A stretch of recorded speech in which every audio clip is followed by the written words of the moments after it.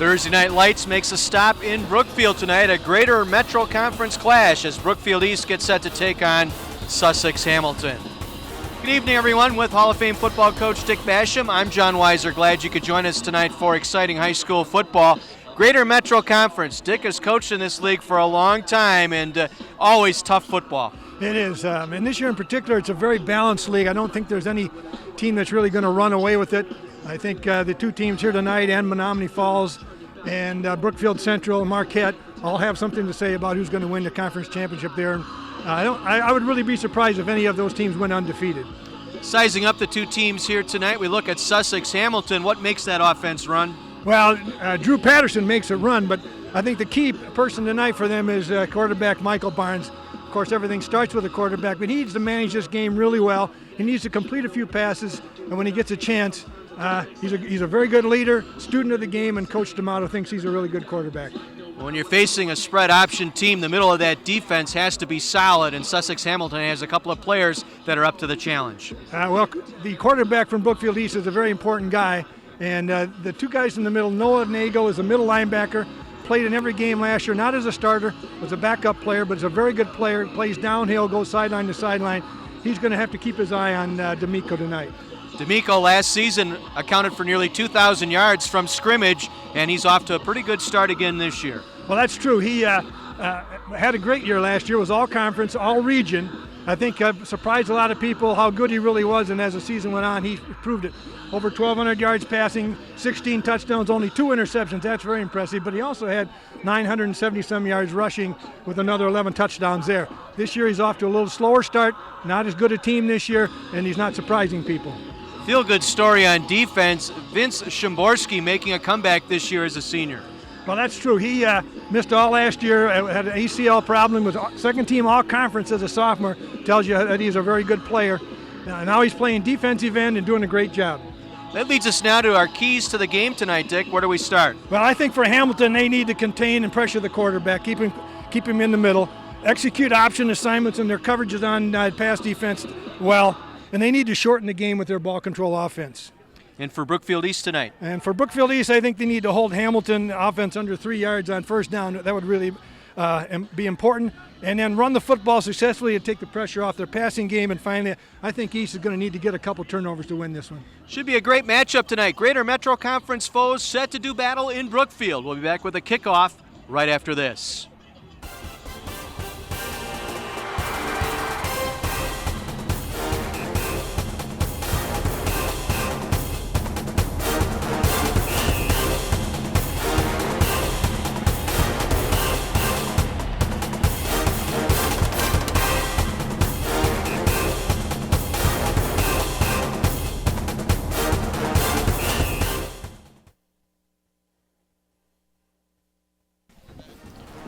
Live from Brookfield East High School, it's Thursday Night Lights presented by Wendy's.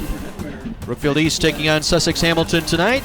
Before we get started, though, our national anthem here this evening will be performed by the Brookfield East Band.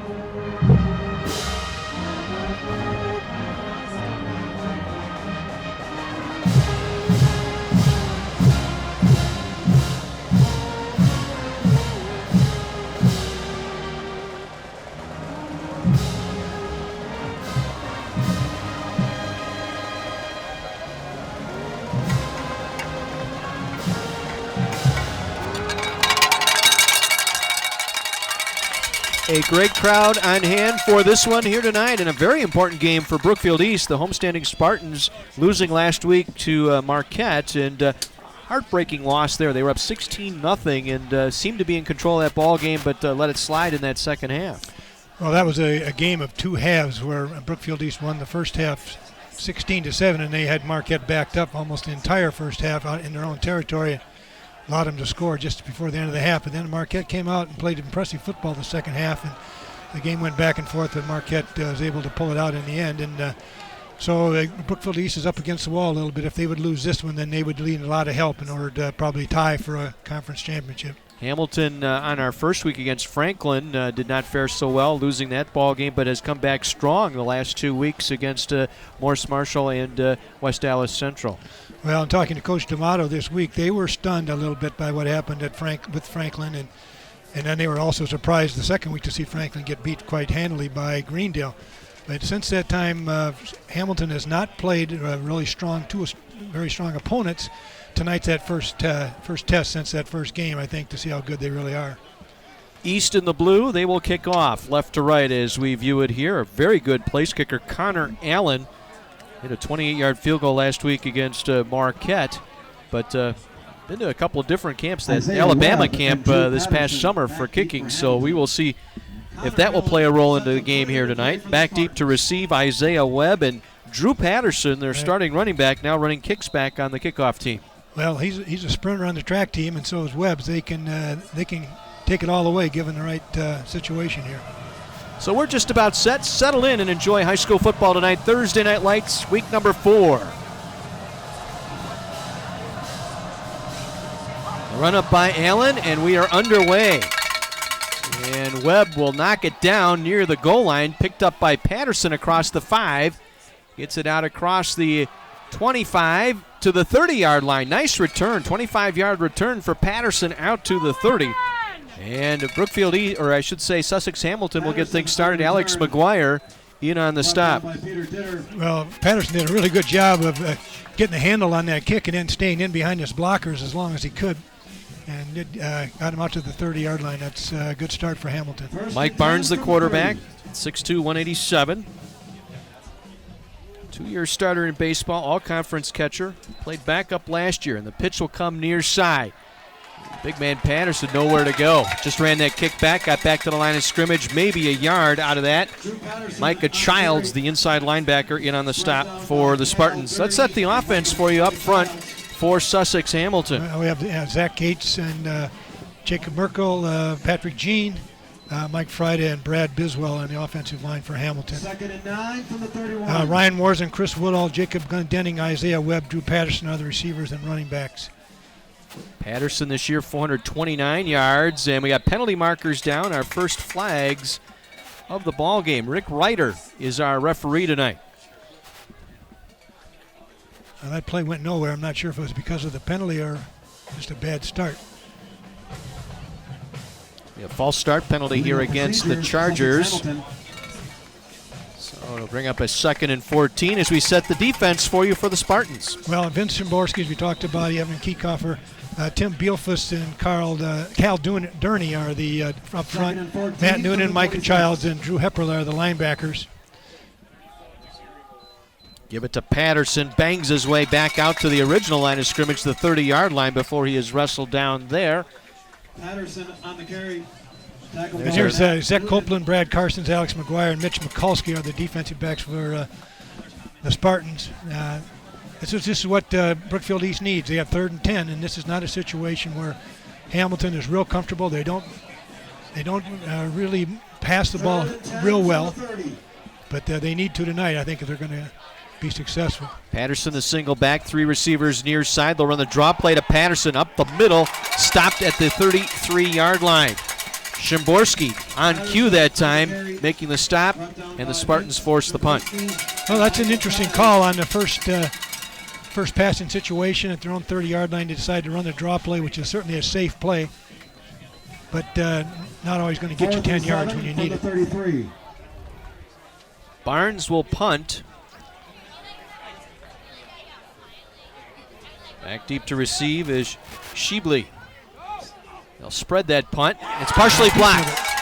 Szymborski got a hand on it. It's picked up by one of the linemen. This is Durney coming down the far sideline, and he'll get out of bounds inside the 20-yard line. Well, there's one of those turnovers that I talked about earlier right there. And I know in the first week when they had Hamilton against Franklin. I thought that Franklin was very close to blocking the kick, and Brookfield East put pressure on and got a hand on it just enough to knock it away. And this is really what Brookfield East wanted. There's a look at it right there. And just that one big hand. I didn't see who it was, but that's really important. And here's the first opportunity for Brookfield East to make some hay. Szymborski getting a hand on that punt, and it was Durney able to return it down to the 18-yard line. 1st and 10, Brookfield East. Zach D'Amico at quarterback. They'll spread him out, 3 receivers here near side. And they'll run it to the single back out of the backfield. That's the freshman Sam Santiago Lloyd getting a start ahead of Gerald Childs, who suffered an ankle sprain. That's a good start for the young freshman, and he's going right up into the heart of the defense. You got good blocks up front, and 2nd and 4 is a good situation here when you're inside your own your opponent's 20-yard line. Now they'll start this drive in the purple zone tonight. Normally we call that the red zone, but this season on Thursday Night Lights we'll call that the purple zone. Kaplan University.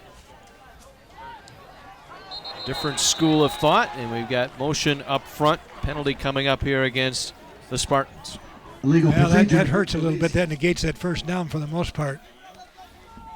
Set the offensive line here for Brookfield East. Okay, Dominic Cartier, Nick Pulsifer, Will Romero, Jack Leonowitz, and Mike Caliendo are up front.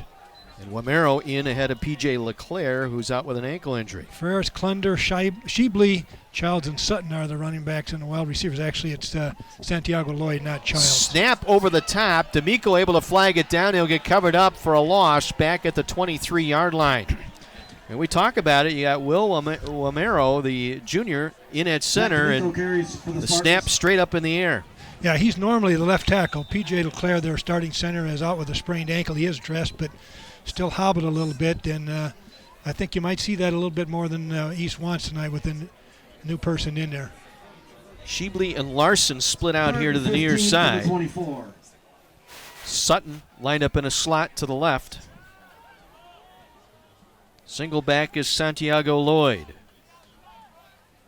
3rd and long. D'Amico on the quarterback draw. Chargers were ready, and he's wrapped up immediately. Stepping in Noah Nagel. We talked about him in the pregame, the inside linebacker. He's the spy guy on the quarterback right there on the coverage. Well, here you see it right here. Again, the snap's a little bit high. It is an option of sorts, and Nagel is right there to make the play, and that's exactly what Hamilton needs to have happen in the middle tonight. Connor Allen in to attempt a 42-yard field goal. He was drilling those in a pregame warm-up. Well, he's capable of making it. His problem is not getting it up sometimes. Good snap, good hold. Plenty of distance, and it is good. Connor Allen, a 42-yard field goal on the first drive set up by the block punt. And the Spartans get points, but if you're Sussex Hamilton, you got to feel good giving up just the 3. It's kind of a double success. East got 3 points. They really would like to have 7, and Sussex got out of there without giving them 7. So I think both teams are happy right now, as much as they can be in the. Part of our regular crew on Thursday Night Lights is Mike McGivern. We head downstairs to Mike on the sideline. Hey guys, defensive coaches on Brookfield, he's pretty happy obviously with that first drive.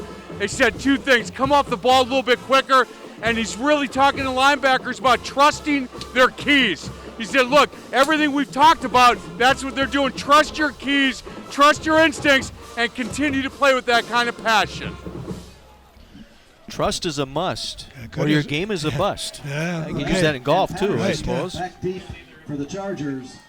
Connor Allen. Well, those are very true words. They need to do that. Anytime you play a team that's running a running team, they do have things that you can key on that will give you an idea of what the play is probably going to be. Webb to the left, Patterson to the right, waiting the Allen kick.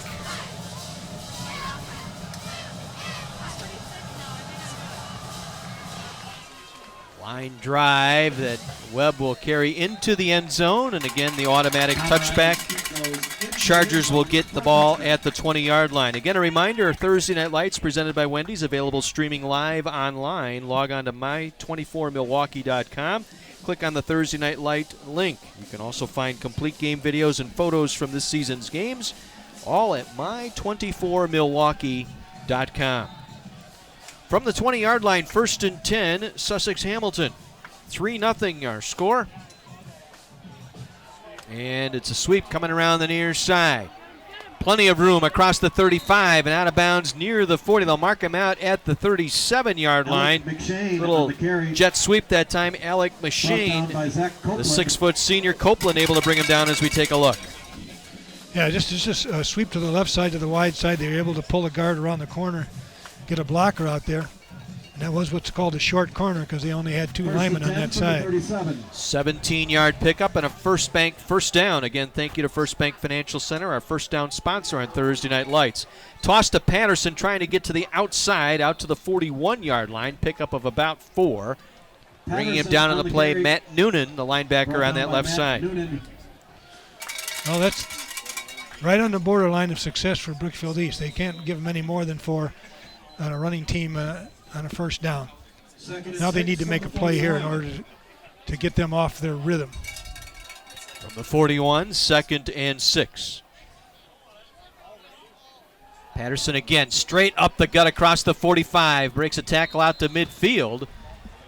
And a gain of about 8 on the play and a first down for Sussex Hamilton. Once again, Noonan there on the stop. Well, one thing you're going to see tonight when you watch Patterson, and one reason he's one of the better backs around, is the yards he gets after contact. And I would say on that play there, he got 3 or 4 yards after the initial hit. First and 10 from the Right 50. at midfield, 1st and 10 to Hamilton. They'll toss it again.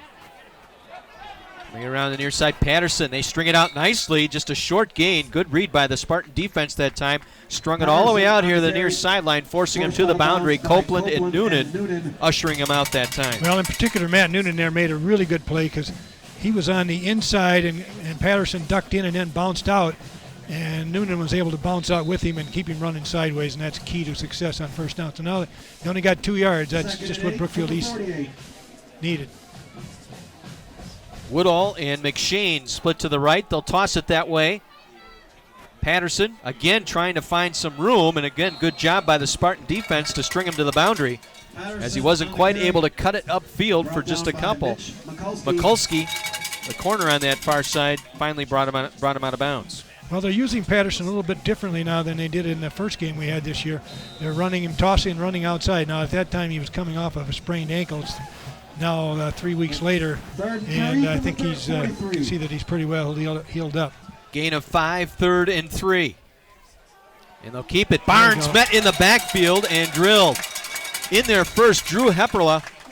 Hepperla, the junior, 5'10", 190, the linebacker, got the first lick on Barnes, was not fooled on that play. Yeah, and he had a lot of help from Cal Durney on that, too. And this is a significant play right here.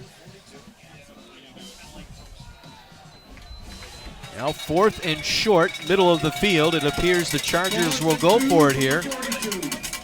Trailing by 3. That's interesting. Run a draw on 3rd and 10, but now they're going for it on 4th and 2. Give it to Patterson. First down. Moves the pile inside the 40 down to the 38-yard line.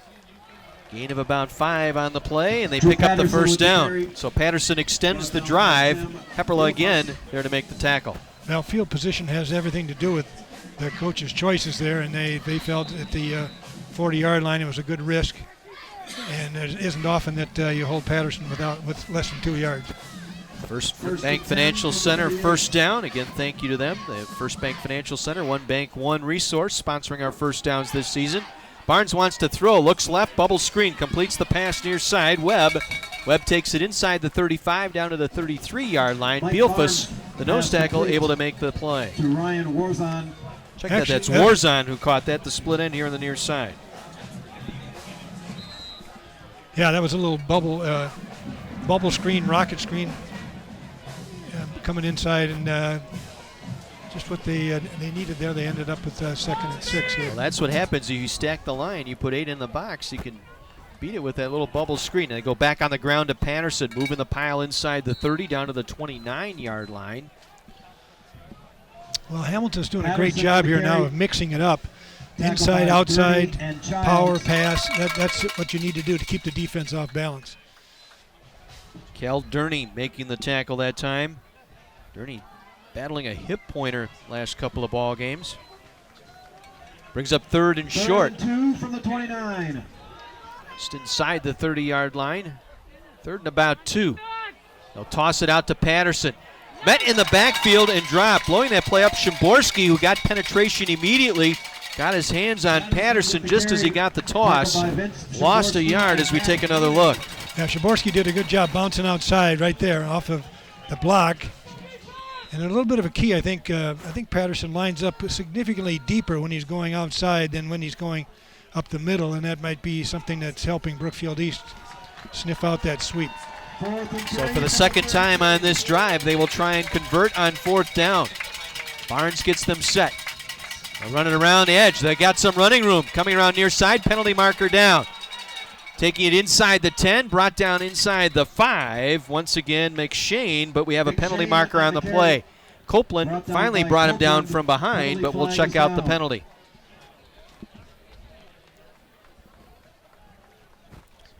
Rick Reiter is our official tonight, heading up the officiating crew, and it looks like it's going to go against the Chargers. They faked it up the middle to Patterson and gave it to the wingback coming around, and you can see that it was wide open, but the holding call, that might have been the reason it was wide open. So negates the first down. That would have been inside the 5-yard line. So we get another look here. Let's see if we can get the hold. I did not see it, but you can see he was able to get the corner really well, but it's brought back. Out to the 43-yard line, a huge penalty here, and now it looks like the punting unit's going to come on here for the Chargers. King of the Hill is coming to My 24. You can hang out with Hank Hill, his family, and all of his rowdy friends. Don't miss King of the Hill weeknights at 5. That starts Monday right here on My 24. Well, so far penalties have really hurt Hamilton. And let's see if Barnes can drop one inside the 20 here. Penalty will force them to punt.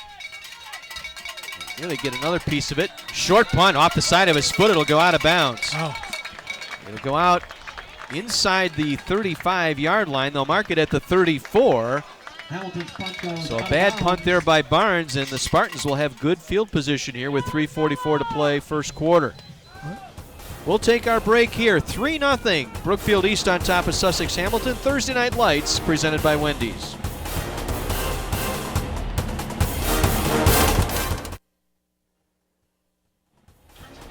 A 42-yard Connor Allen field goal. It's a 3-0 lead, Brookfield East. Downstairs we go to Kara. Tim and the Wendy's crew. They're district managers for Wendy's restaurants. And thank you very much for being here, you guys. We want to thank you from Wendy's that you let us be involved with the communities and the high school kids. It's just a fabulous way to get involved. We have another thing we'd like to do. We have all kinds of fundraising opportunities. If the high schools have any fundraising needs, have somebody come down to our local Wendy's and talk to one of the managers, and we'll help you get involved. And so you've got great fundraising opportunities, and you do a great job working with TNL. With that said, log on to my24milwaukee.com and vote for your Wendy's High School football fanatic. You've seen the promos on TV. Now go online and vote. My24. Thank you. Thank you. Kara, thank you very much. Just an 8-yard punt by Barnes has set up the Spartans here 1st and 10 on their own 35-yard line. Shebley in motion. D'Amico will keep it up the middle across the 40 out to the 42-yard line. Gain of about 7 on the play, just taking it right between the hash that time. D'Amico, the quarterback. Well, they had an empty backfield. Only the quarterback there. They had 3 wide receivers on the left, 2 on the right. Shebley comes in motion, becomes a running back, fake the handoff, and every running play that East runs has a potential option for the quarterback to keep it. Go empty again, 5 receivers, 3 to the left side. D'Amico wants to pass, now on the scramble. Dumps it out near side, completes here to Freris. Freris, the senior, down the front sideline, inside the 50, out of bounds at the 48-yard line. Gain of 9 and a first down. Warzon able to bring him down.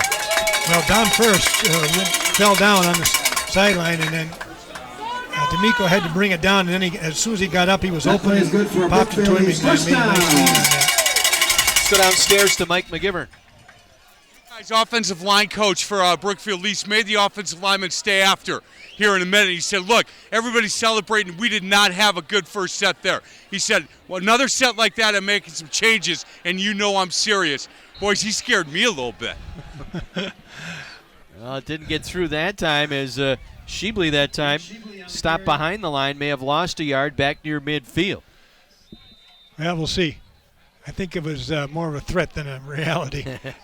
Because I know East is not real deep in the offensive line, and they're already starting 3 sophomores. Second and 12 from the 50. Loss of 2, 2nd and 12. Again, empty backfield, 5 going out. D'Amico rolling right. With time, delivers, almost picked off and dropped. Oh, jumping the route that time here on the near side was Warzon. Yeah. He stepped up, read the route, and was thinking 6. Yeah, he was right there, and there was a window, but D'Amico was a little bit late on the throw, and that allowed Warzon to get his hands on it. And Warzon is a wide receiver on offense. He's playing some double duty on defense tonight in the nickel package. Stepped right in front of Sheebley that time and nearly got the pick. 3rd and 12, empty again. D'Amico up the middle and has some room. 40, 35, brought down at the 33-yard line. 17-yard pickup. Watkins finally brought him down. It'll be another first bank first down for the Spartans. Well, Hamilton's in a 3-3-5 alignment, which is a nickel defense, and they only have 3 linemen and 3 linebackers, and each is able to find a crack there, and D'Amico can run, and he's right up the middle, gets that nice gain and first down. They'll mark it at the 33. 1st and 10, Brookfield East. D'Amico trying to run it and met in the backfield. Ball runner, defender. That's Santiago Lloyd, the carrier. He ran right into Austin Mitzel that time right away. Yeah, that play was stuffed right at the line of scrimmage. That was good defense. No gain on the play. Sets up 2nd and 10. 9 from the 32. D'Amico will get them set. Santiago Lloyd, the single back. Double slots, 4 receivers. D'Amico will keep it, going up the middle, inside the 30, met at the 29 and dropped there. Watkins again stepping up to make the play. Strong safety will be busy tonight, working the middle of that field. Well, both safeties, Bueller and Watkins, are going to be busy rolling to the formations and to the play, and that's saved a long gain right there. D'Amico coming in, 63 attempts, 449 yards, nearly over 7 yards per carry. So 3rd and 5. D'Amico wants to throw with time over the middle. Man open, caught at the 5. Freris to the goal line. And they'll mark him down just shy of the end zone inside the 1. Dom Freris, the senior wide receiver, with the catch and near touchdown here on a beautiful pass by D'Amico. Yeah, that was a good pass. He had a nice seam. He was in the seam, made a nice catch, gave a little ground to get a little ground, and very close to a touchdown there. Another purple zone advance here for Brookfield East. Purple zone brought to you by Kaplan University, a different school of thought from inside the 1. D'Amico rolling left, wants to throw, gets it out there. It is caught. Touchdown, Spartans. Beautiful play on the rollout that time by D'Amico. Will Sutton on the reception. And the Spartans add to their lead on the 1-yard touchdown toss. Well, you and I were talking earlier before we came on the air about all these track guys that are wide receivers for Brookfield East. And East has a great track program. I think you're going to hear from Mike Steiner, their head track coach, at halftime. They've won 3 state championships in a row, and Mike Steiner was the national track coach of the year this year. And knows that speed is making a difference right now. Allen for the extra point. Good snap, good hold. Ball on the way, and it is good. 10-0 Brookfield East late here in this first quarter. A nice drive, 65 yards, capped off by the 1-yard touchdown toss by D'Amico. As we get another look here. Just a little bit roll to the left, pop it to the outside, throw it away from the defense. Good call, good throw, well done. 3rd touchdown reception of the year. 9 plays, 65 yards, and Sutton touchdown. Well, Will Sutton is the fastest player on the Brookfield East team. He was timed in 4.26, which is a hand time for a 40 this summer. He's probably in the area of 4.3 something, but he can run. He was He was on 2 state championship relay teams. Webb and Patterson deep. He's only he was a junior last year. He's a senior this year now, and certainly will be a big cog in the wheel in their track team this fall or this spring. Webb and Patterson standing near the goal line. And run up by Allen. Another booming kick that will one-hop through the end zone for the touchback. Boy, what a weapon Connor Allen has turned out to be. A 42-yard field goal tonight. We talked at the top of the broadcast. Dick went to the Alabama kicking camp this past summer. He's been to several camps, but he was very impressive there. And I think, last week he had a tough night against Marquette. He had an extra point blocked and missed a field goal, a makeable field goal. And he seems to have gotten in his groove, has relaxed a little bit now and has his confidence back. And anytime they get to the 30-yard line, they have a chance to get at least 3 points. Barnes under center. Roll the tight end right. They'll turn and give. Webb trying to get the corner right side. Nothing doing it again. Excellent job up front by the Spartan defense as Mitch Mikulski in that corner out there on that left side able to string that play out. Well, Mitch Mikulski is only a sophomore, and he is getting better as the game goes on already. You can see that he's kind of a rangy kid, a little skinny for typical sophomore, but he has good instincts and is doing a great job tonight. Could be the final play here of our first quarter. Patterson to single back. Barnes wants to throw. Has plenty of time. Back over the middle, trying to lead his man. Nearly caught incomplete. Alec McShane, the intended receiver, as he tried to make the diving catch as our first quarter comes to an end here in Brookfield. Matt Noonan out there defensively. 10-0 Brookfield East on top of Sussex Hamilton. Thursday Night Lights presented by Wendy's.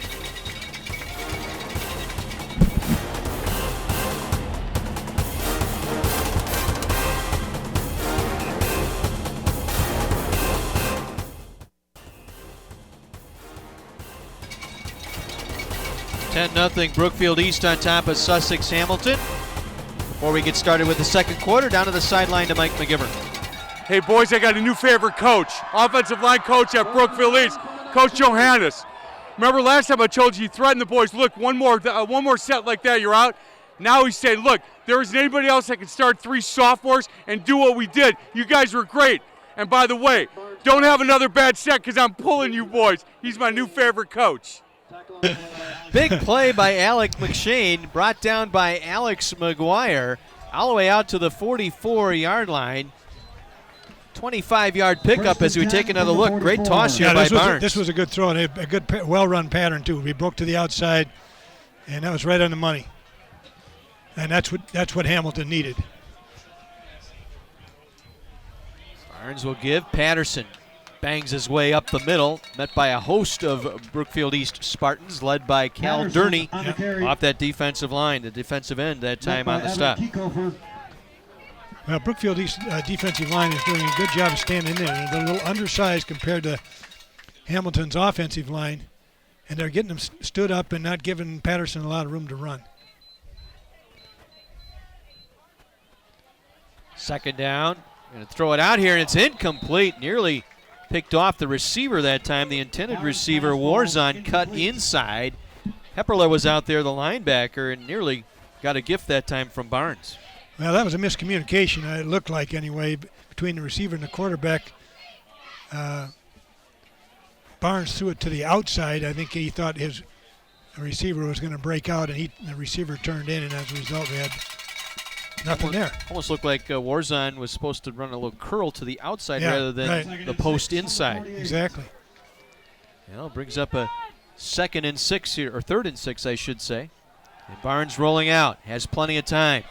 Going to throw back across field. Man wide open out there. Got it at the 24, and he'll take it in for the score. McShane with the catch and the touchdown, and Hamilton on the board. 52 yards on the toss from Barnes to McShane, and Sussex Hamilton back within striking distance. Well, I didn't think Barnes was going to see him. McShane was going across the field the opposite direction that Barnes was rolling out, but he did find him, and he has a strong enough arm. He got it back to him. Brad Carsons was trying to get over there to make a play, and he slipped down, and it did rain a little bit before the game here, and the field's a little bit slippery. Extra point up and through. New game. Mike Barnes. And we got ourselves a ball game here. 10-7 early here, second quarter. 11 minutes and 10 seconds remaining in the first half. 52-yard pass that time by Barnes Hamilton 7. to Alec McShane, the junior-senior combo. Well, that's two nice passes they had on that drive, when both for long gains in situations where they really needed it. Now they've established themselves a little bit more as their passing game, and East has been loading up to stop the run, which is the natural thing you do against a running team. But now they've proved that they can get people open, so that it'll be interesting to see what East does as a counter.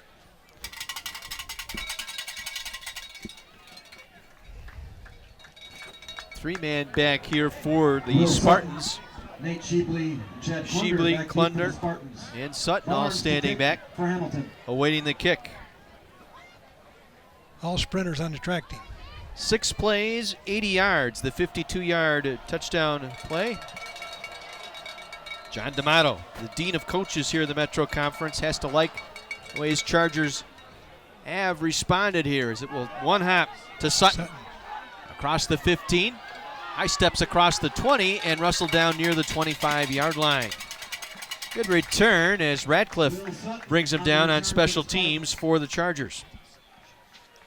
Now it's time to tackle the Kaplan University Trivia Challenge. Text KAPLAN, Kaplan, to 58447 to play for a chance to win a Kindle Fire. Now, message and data rates may apply. You'll receive 2 messages with a trivia question and answer. You can text HELP for help. Mobile privacy policy and terms and conditions available on my24milwaukee.com.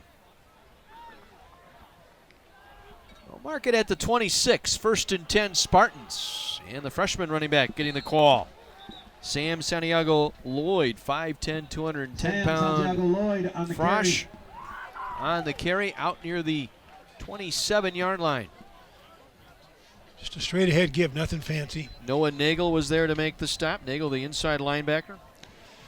I said earlier that D'Amico on every running play has the option to pull the ball and keep it himself. He's always reading something on the defense as to whether he gives or keeps. 4 receivers, a slot right and a slot left. Movement up front, jumping the neutral zone. That would have been Mitzel that time, the defensive tackle. A little anxious. Broke the neutral zone. Second and go down to 2nd and 3. Penalty. It's been the one thing tonight. Hamilton on their drive before this stalled out because of penalty. And now a costly one here. Takes them from 2nd and long to 2nd and short.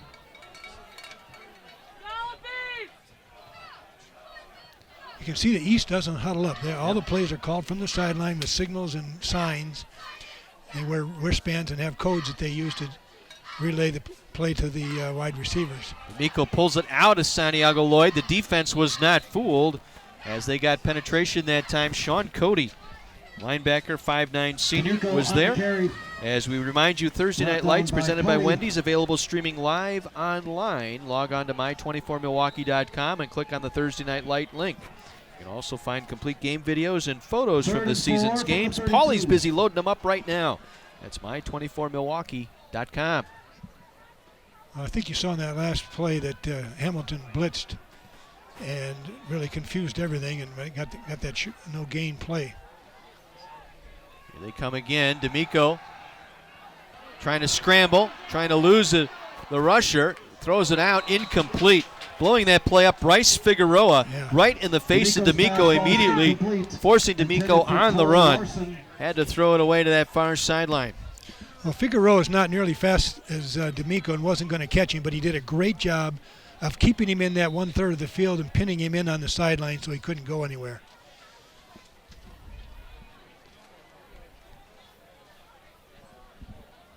Now so Allen will punt here. Connor Allen needs to get a good punt here to get some field position back. Driving punt that will be taken on the run by Patterson. Out across the 40. Fumbles the football. It's on the field. And Spartans recover. Turnover. Spartans on special teams force the fumble. They fall on it as we take another look. This is McShane who scored the touchdown on the return. Had it stripped out of there. It looked like McGuire got a hand on the football and ripped it out.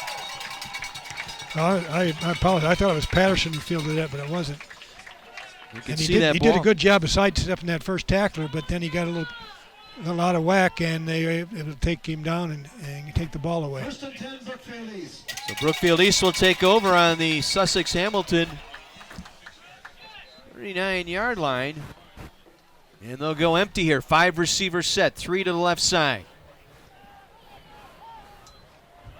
D'Amico with time over the middle. Oh, it was dropped. A sure interception in and out of the defender's hand. Warzon, I believe. Or No, Bueller. Was that Bueller or Yeah, Warzon? no, It was it's Bueller. Incomplete. That hit him right in the numbers. Oh, Brett Bueller I on can't, the coverage. I don't know. He was looking at the defender, and I think, and that and actually Second threw it and to the 10 from defender the rather than his 41. own receiver. a gift right between the Yeah. loops and the 8. Right. 2nd and 10. Send a man in motion. They'll fake the handoff. D'Amico will keep it up the middle with some room. Inside the 35, just shy of the 30-yard line. Bueller making up for it that time, able to make the stop on D'Amico, the quarterback. Brought down by The Bueller. draw up the middle. Well, Brookfield East does a really good job of running that speed sweep where they bring the wide receiver in motion across the formation as a potential runner. And D'Amico does a really good job of sticking the ball in there and waiting as long as he can, and then keeping it and finding that crack in the defense. Officials will stop play here. They want to measure for the first down. So they will bring the chains in from the far sideline.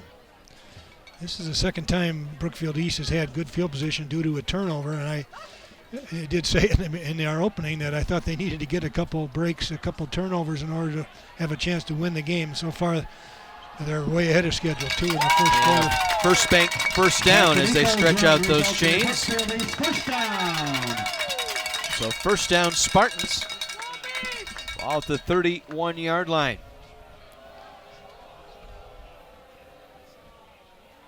Again, D'Amico will empty the backfield. 3 receivers to your left, 2 to the right. Sheebley lined up in a slot to the right side. D'Amico under pressure, has to get rid of it and thrown behind the intended receiver, Will Sutton. Again, good pressure up Pass front. Incomplete, intended for Sutton. Looked like Sean Cody in there. Yep. Cody was right there. So the counter to nobody in the backfield is there's nobody to block, so you send a linebacker, and he was able to get through scot-free and 2nd and 10 to from throw off the 31. timing, and D'Amico had to get rid of it sooner than he wanted to. Not quite beach weather here tonight, but student section here for Brookfield East seems to think so. Nice. We got a toga party on the other side, and we got a beach party going on over here. 2nd down and 10. High snap. D'Amico brings it down. He elects to keep it. Takes it inside the 30. Wrestled down inside the 25, down to the 24. Will Jack Watkins D'Amico able on to the throw him carry. to the turf. Tackle by Watkins. Well, D'Amico's not the biggest guy in the world. He's 6 feet, 165, but he's a hard runner, and he doesn't get thrown backwards. And 3rd and 3 from the 24. Well, you got to be a good decision maker when you're running this type of formation and option play, and that's what I think his key is, the fact that he's been really doing this sharp now, on his right. decisions. I think last year they played 10 or 11 games, and this year now we're in their 4th game, so that's 15 games he's been doing this. Rolls it out, completes the pass. Sutton down the far sideline and ushered out of bounds near the 15. Warzon Zach there D'Amico's defensively. pass complete to Will Be enough for Sutton. another first down. That play is Well, good that's a for similar play that they Brookfield ran East. First for the touchdown earlier, and only going the opposite way. Just a little down and out. D'Amico does a good job of throwing on the run. Another first bank, first down here for the Spartans as we get to the midway point of our second quarter. A 3-point game. D'Amico getting the signal from the sideline. Santiago Lloyd, the single back. 3 receivers here to the near side. Some confusion in the backfield, and D'Amico will go down. They took a long time looking over for that play call, and then when they did get the play off, there was confusion in the backfield. Zach Bryce D'Amico Figueroa on the carry. blowing that one up right there. Well, I can see that D'Amico's saying it was my mistake. D'Amico turned the wrong way. Santiago went to the left, and D'Amico turned right. And that's where the confusion, but D'Amico's taking the rap on that, he said. So a loss of 4, 2nd and 14. All at the 20-yard line.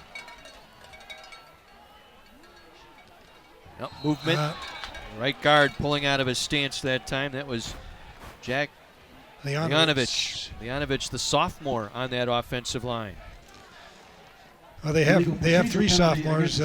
Cartier, the left tackle, and then Leonowitz and Caliendo are on the right side.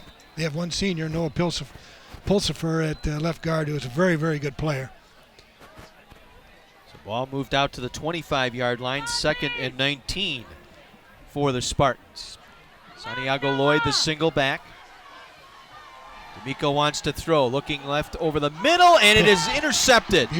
Bueller getting a redemption interception near the 10-yard line as he jumped in front of the play. Intended receiver that time as we take one more look at the interception by Bueller. Well, I think this is just a case of not accounting for defensive backs. He threw it right in the middle of the field, and they're playing 5 deep. And Bueller is very capable defensive back. He had a nice interception in the first game we had against Franklin. And now he's got number 2. Well, if you like Family Guy, you'll love the Cleveland show. There'll be good times, bad times, even a bear. Don't miss the mustache-faced Cleveland show, weeknights at 5:30, starting Monday on My 24. They try the dive play out near the 15-yard line. Got about 6 yards on it. Webb on the Didn't carry. look that Karstens good, but it turned out well. So, first turnover of the game for Hamilton. Spartans with 2, Hamilton with 1 takeaway. Call it 2nd and 5 from the 15-yard line. McShane in motion. They'll pitch it on the jet sweep. He's got some running room left side. McShane up into the second level across the 30, out near the 40-yard line before he is ushered there. Nice run that time by McShane, 25 yards and a first down. Copeland there on the stop. Well, this is a little dive option. He faked it to Patterson down the line and dumps it out to the wide receiver coming back, or the wing back coming back, and that is McShane. Nice run. Well executed play. Good call at that time, too. Gives the Chargers some running room. Barnes will work in under center. Again, they come around. That was some running room. Out across midfield before he's finally brought down. Isaiah Webb running out of that wing on that left side. Able to take it out to midfield. Gain of 11 and a first down. It was Hepperla and Karstens there on the stop. Well, Webb was the left wing back, and he came back in motion and got the handoff, and there was very nice blocking, good hole. He's got the speed to get up in there and get the yards before the defense realizes what's going on. There you see a shot of John D'Amato, the head coach at Hamilton. Barnes with time again goes over the middle, completes the pass down to the 35-yard line. John Glendenning, the tight end, just his 2nd reception of the season, able to come up with the catch. Well, that was a really nice throw. A little play action fake to keep the linebackers occupied. He comes across into the quarterback's view, and it's just like throwing a dart at a dartboard, and it hit him perfectly. Drew Hepperla, First and 10 the linebacker, brings him down, but down to the 35-yard line. Hamilton marching it down the field. They'll give it to Patterson. Fullback busts his way inside the 35 down to the 33-yard line. 2-yard pickup on the play. Kiekhofer there on the stop. Evan Kiekhofer, the senior defensive tackle. One thing that Brookfield East has done is they have slowed Drew Patterson down a little bit. He has not been a huge factor in this game. It's been McShane in the passing game with Michael Barnes that have 2nd and 7 from the 33. counted for a lot of yardage here lately. Patterson the single back.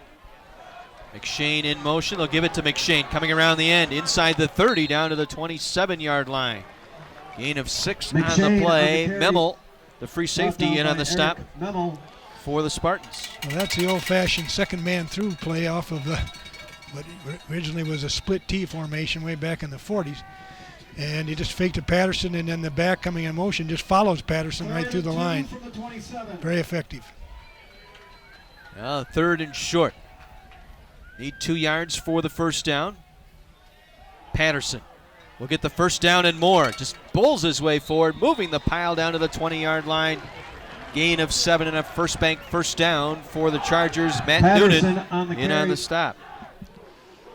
Tackled by Karsten. Looks like and Hepperla, Noonan. a little bit of distress with that arm. Last couple plays been holding that arm. First and Well, they're 10 seeing from the old-fashioned football here now, but you don't see a lot anymore. A lot more spread teams, but Hamilton runs old-fashioned football. And that's going to be Patterson inside the 10, down to the 5. A Drew Patterson 15-yard with the rip carry. by Patterson. Memel saving the touchdown.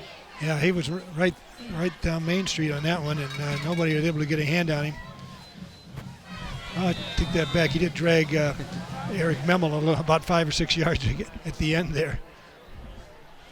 Inside the purple zone, once again brought to you by Kaplan University. A different school of thought. First and goal from the 5. Patterson gets the call again. Touchdown, Sussex Hamilton. Drew Patterson, 5-yard touchdown run. A methodical Patterson drive on here the by the carry. Chargers, and Good they for take their Hamilton. first lead. Touchdown.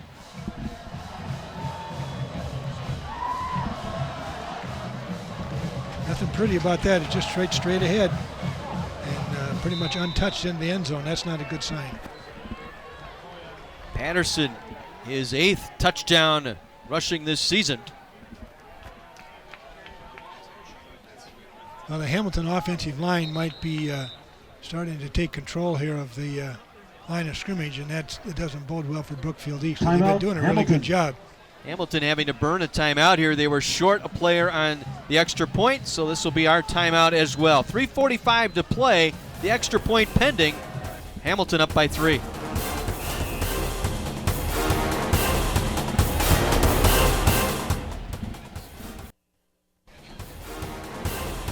Drew Patterson, 5-yard touchdown run. The extra point upcoming here for the Hamilton Chargers as they take their first lead tonight. Methodical drive here by the Chargers. Good mixture of pass and run, and Patterson capping it off. High snap ball down. Rhodes' kick is up, and it is through. 14-10, a 4-point Sussex Barnes, Hamilton lead. extra point is Fourth good. member of our crew tonight is Kara, and she's down on the 3 sideline. minutes and 45 seconds remaining. Thanks, guys. I'm standing here with Patty Lipinski, the admissions advisor for Kaplan University. Thank you very much for being here, Patty. And can you tell me a little bit about Kaplan University? Yes, Kaplan University is locally located in downtown Milwaukee. We've been there since 2009. We have been around for over 75 years. And we also have a student base from students right out of high school to the adult learner who's looking for career opportunities or advancement.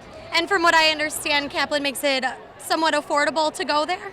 Yes, we hear the tuition can be costly, so we do have financial aid advisors right on hand who you'll have your own specific advisor that'll sit with you one-on-one, set up a plan. We can also look at transfer of credits. We have financial aid available to those who qualify, and we can also look at other options as well for you, internal scholarships also. Sounds great. Thank you very much for being here. And back to you guys in the booth. Kara, thank you so much. Very rare do you see a penalty on the kickoff team, and that's what we have here. I believe an offside call here against the kicking team, the Hamilton Chargers. Penalty offside. But you have to be against impressed Hamilton. with the way Sussex Hamilton went to work on that drive. Right. They took advantage of the Bueller interception and marched it right down the field. Yeah, that was a nice drive. Once they got going there, their offensive line took over about the last 40 yards and just made it look pretty easy. Rhodes from his 35 will line drive it into the turf.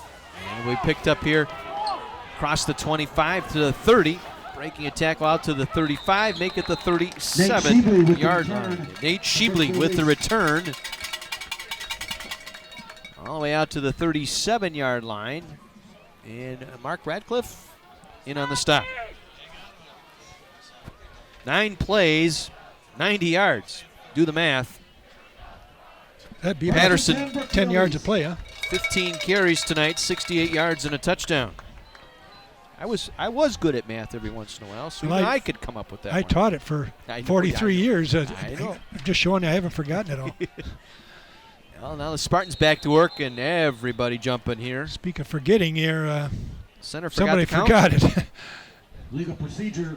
Again, we'll talk about it. Will Wamero is the center tonight. And P.J. LeClaire, the normal center, out with an ankle injury. So I think Will's done a good job. I'm not sure whose fault that was in that false start. Maybe it was his. But moving in from left tackle to center isn't the easiest thing in the world to do. single back is Santiago Lloyd, a freshman. He'll line up left of D'Amico. Slot left, slot right. Three-man rush. And it's going to be D'Amico on the keep across the 35 out to the 36-yard line. Gain of about 3. Took it out of the belly that time of Santiago Lloyd. Ben Kanowski making the stop. Kanowski kind of in as that nickel back, that extra linebacker, as you said, going to that 3-5. And that's what they're in right now. They're playing with 3 down linemen, 3 linebackers, and they have 5 defensive backs who are adjusting to the formation. This time they'll run the reverse. Coming around the near side, Sutton has some running room.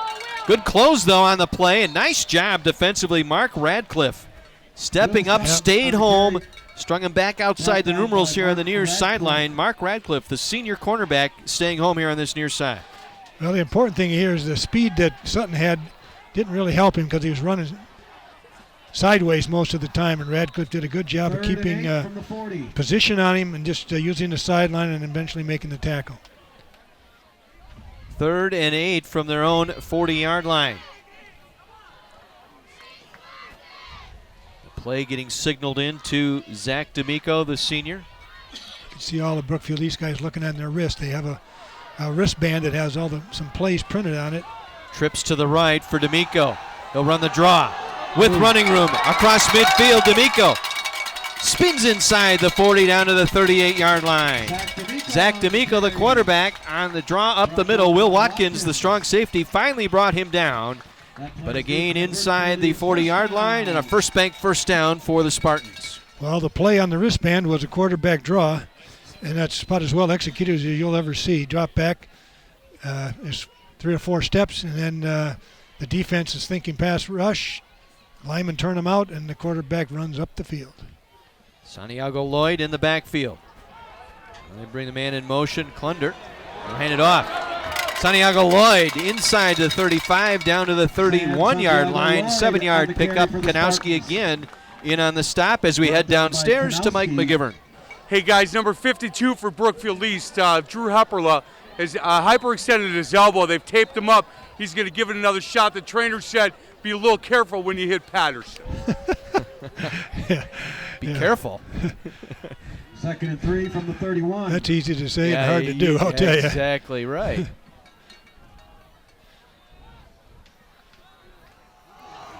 Again, D'Amico breaks a tackle inside the 30, ushered out of bounds just as he crossed the 30-yard line. Radcliffe on the carry, with the hit. Forced out of bounds by Radcliffe. We'll take another look.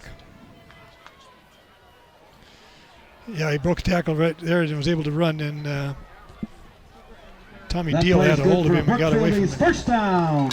Enough for another first bank first down here for the Spartans. Late here in this second quarter, down 7. Or down 4, I should say. 14-10. Yeah, they must have a broken scoreboard. They got a 7 on the scoreboard. Trips to the right side once again on this first down play. D'Amico again pulls it out of Santiago Lloyd's belly, takes it down to the 25-yard line. Good hard run of about 3 yards that time by Zach D'Amico. Again, Ben Kanowski out there in that reserve linebacker role, able to make the play.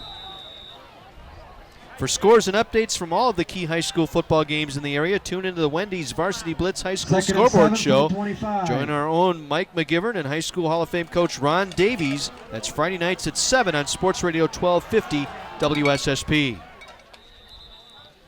Try again, trying up the middle inside the 25-yard line. Short gain, Figueroa in on the stop. And it sets up a crucial 3rd down here with 65 seconds to go. I'll tell you, Zach D'Amico is a tough little cookie. He is not that big, and he takes it up in there, and he gets blasted a lot, but he comes back He's like the old Timex commercial, takes a licking and keeps on ticking, and I'm impressed by that. They'll empty it out. 5 receivers going out, 3 on the right, 2 on the left. Slot man in motion. D'Amico will keep, has an edge. Trying to get outside, stopped and turned back. Good recovery defensively there, as it looked like D'Amico had a step to get to the inside. I believe it was Bueller who might have got in there to make the stop. Yeah, he did react pretty well, coming up from his free safety position, and did a really good job. Yeah, he got the first lick, and then Watkins was able to finish him off. Right. So a timeout here, 4th and short, 36 seconds to go in the half, in a 4-point ball game. This turned into a very interesting first half. Yeah, Brookfield East is in field goal range. Connor Allen's very capable of making a field goal from there. So now it's a question of, are we going to take a chance and run another play and get that first down? Maybe get a touchdown, or just take our 3 points and be happy. East student section tonight, the tie-dye section tonight, as the East band getting set to perform here at halftime. Very good crowd on hand, as always when we come out to Brookfield. Yep. For Thursday Night Lights, kicking off week number 4 of the high school football season. Hard to believe we're marching through the halfway point already. Right. Well, Brookfield's a community that really is proud of its school system, and they do support all the programs that they have here, not just football, but all of them. And 4th and 2 from they have great facilities, and they take advantage of it. 4th and 2 from the 21. They will go for it. D'Amico, the quarterback. Santiago Lloyd in the backfield. 3 receivers left side. D'Amico on the roll. Steps up. Delivers. Caught inside the 10-yard line for the first down. Will Sutton in on the reception that time for the first down. Well, this is that old reliable play, that little down and out to Sutton. A little wobble on the pass, but was able to handle it, keep it in bounds. They scored a touchdown on that and got a key first down going the other way a little while ago with that same play. They'll mark him out at the 9. 1st and goal for the Spartans. Trips to the right side. D'Amico rolling right. Now sets, fires, completes. Touchdown, Brookfield Sutton. East. Will Sutton. Second score in the ballgame for Sutton tonight. Slipping to the outside, and Spartans regain the lead. Warzon out there defensively. Yeah, they don't have an answer for this, and that's inside. They're running 3 receivers out there, high, low, and in the middle. And that middle guy is just Sutton's got too much speed for an inside player to be able to stay on his shoulder and cover him. Allen to tack on the extra point.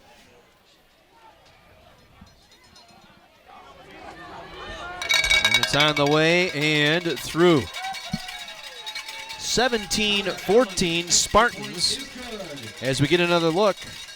25 seconds remaining in the first half. I thought we were going to get another replay look there, but I guess not. But an impressive answer here for the Spartans after that long 90-yard touchdown drive by Sussex Hamilton. Well, the decision that we talked about at 36 seconds there with the timeout. Here's the play right here. Rolls to his left. This is this is not the touchdown. This is the first down play, that the big decision they had to make, and whether to go for it or to kick a field goal. Obviously, it was the right decision. They came back in 2 plays and scored a touchdown. And second score tonight for Will Sutton. 4 touchdowns on the season now for Sutton. Well, let's see what Hamilton can do here. Still plenty of time remaining here in this half.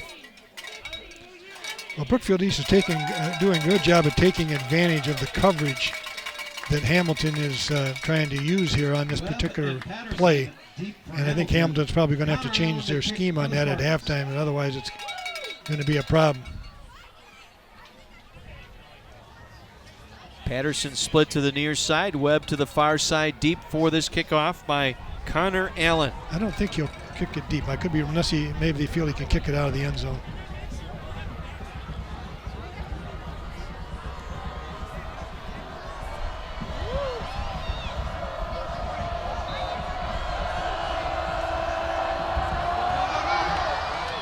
And drive, it bounced off a player for Hamilton and back to the midfield, and it's Spartan football.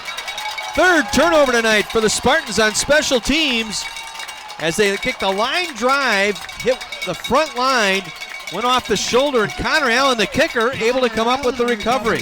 I don't know if that was by design. I'll have to say that when I was coaching, we did work on trying to hit a lineman especially if we had a kicker we thought could do it. I really don't think he was trying to hit it. No, I think he was trying to squib it through there, and the lineman just assumed it was not going to be anywhere near him and hit him right in the back. Well, they got 23 seconds. They're capable of getting some points out of this. Especially with Connor Allen, their field goal kicker. D'Amico looks to the sideline for the play call. They'll check it off the wristband. Trips here to the left side. Single back in the backfield is Santiago Lloyd. D'Amico on the draw with some room. 45, 40, and out of bounds short of the 35-yard line. 17-yard pickup. Cochran able to usher him out of bounds. It will be enough for another First Bank first down as we get another look. Well, Hamilton's thinking pass. Everybody's up. Linemen get up the field. Everybody else is spread out. And he's able to run to the open space and get a good gain. Probably another 5-6 yards, and they can take a shot at a field goal. More importantly, able to get out of bounds to stop the clock here. Right. Don't need to burn a timeout. They'll go trips to the right side. Single receiver here to the near side is Freris.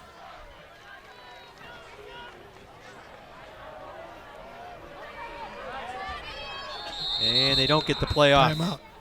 Well, Hamilton was bluffing the blitz, and I think they were trying to decide whether to Brookfield East. change things. Yeah, they were down to 1 second on the play clock. The back judge was ready to throw the flag. And Tom Swiddle able to get the timeout called. So timeout Spartans, 17 seconds to play in the half, and what has turned out to be, as advertised, an exciting game here tonight.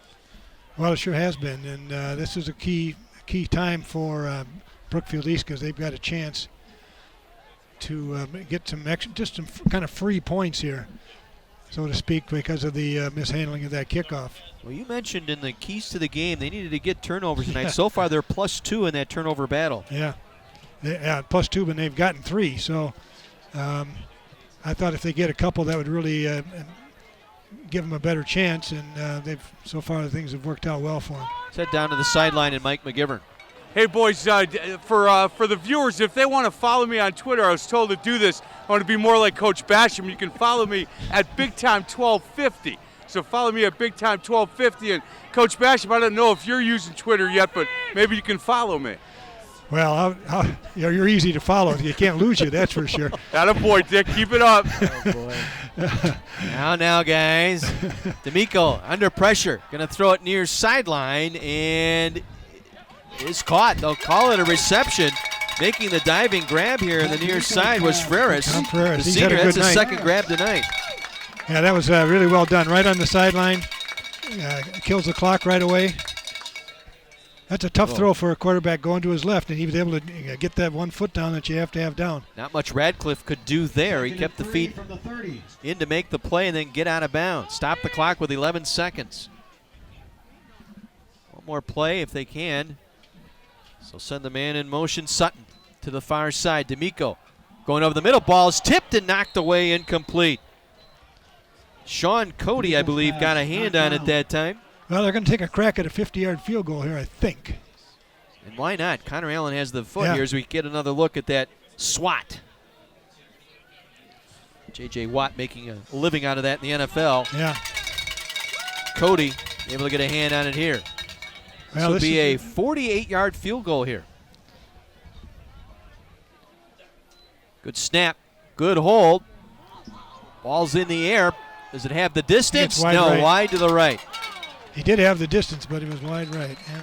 And that 1 second remaining here in the half. Well, I told you, Connor Allen, got a good great leg. I'll tell you what, watching him in warm-ups tonight, he was kicking them consistently from that 47, 48-yard spot. There is a little bit of wind, and it is from the north, and that's the direction he was kicking, and I think that might have been just enough to keep that ball from coming back in there. And most kickers, soccer kickers, have a little hook to their kicks, and he just stayed outside the bar. So Hamilton will get it back at their own 20, most likely going to take a knee here to close out the half.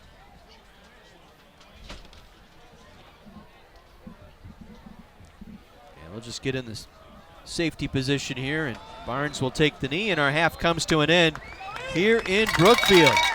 Back and forth here in this second quarter, and the Spartans take advantage as they answer the Chargers' long 90-yard touchdown drive to take a 3-point lead at halftime. Thursday Night Lights, presented by Wendy's.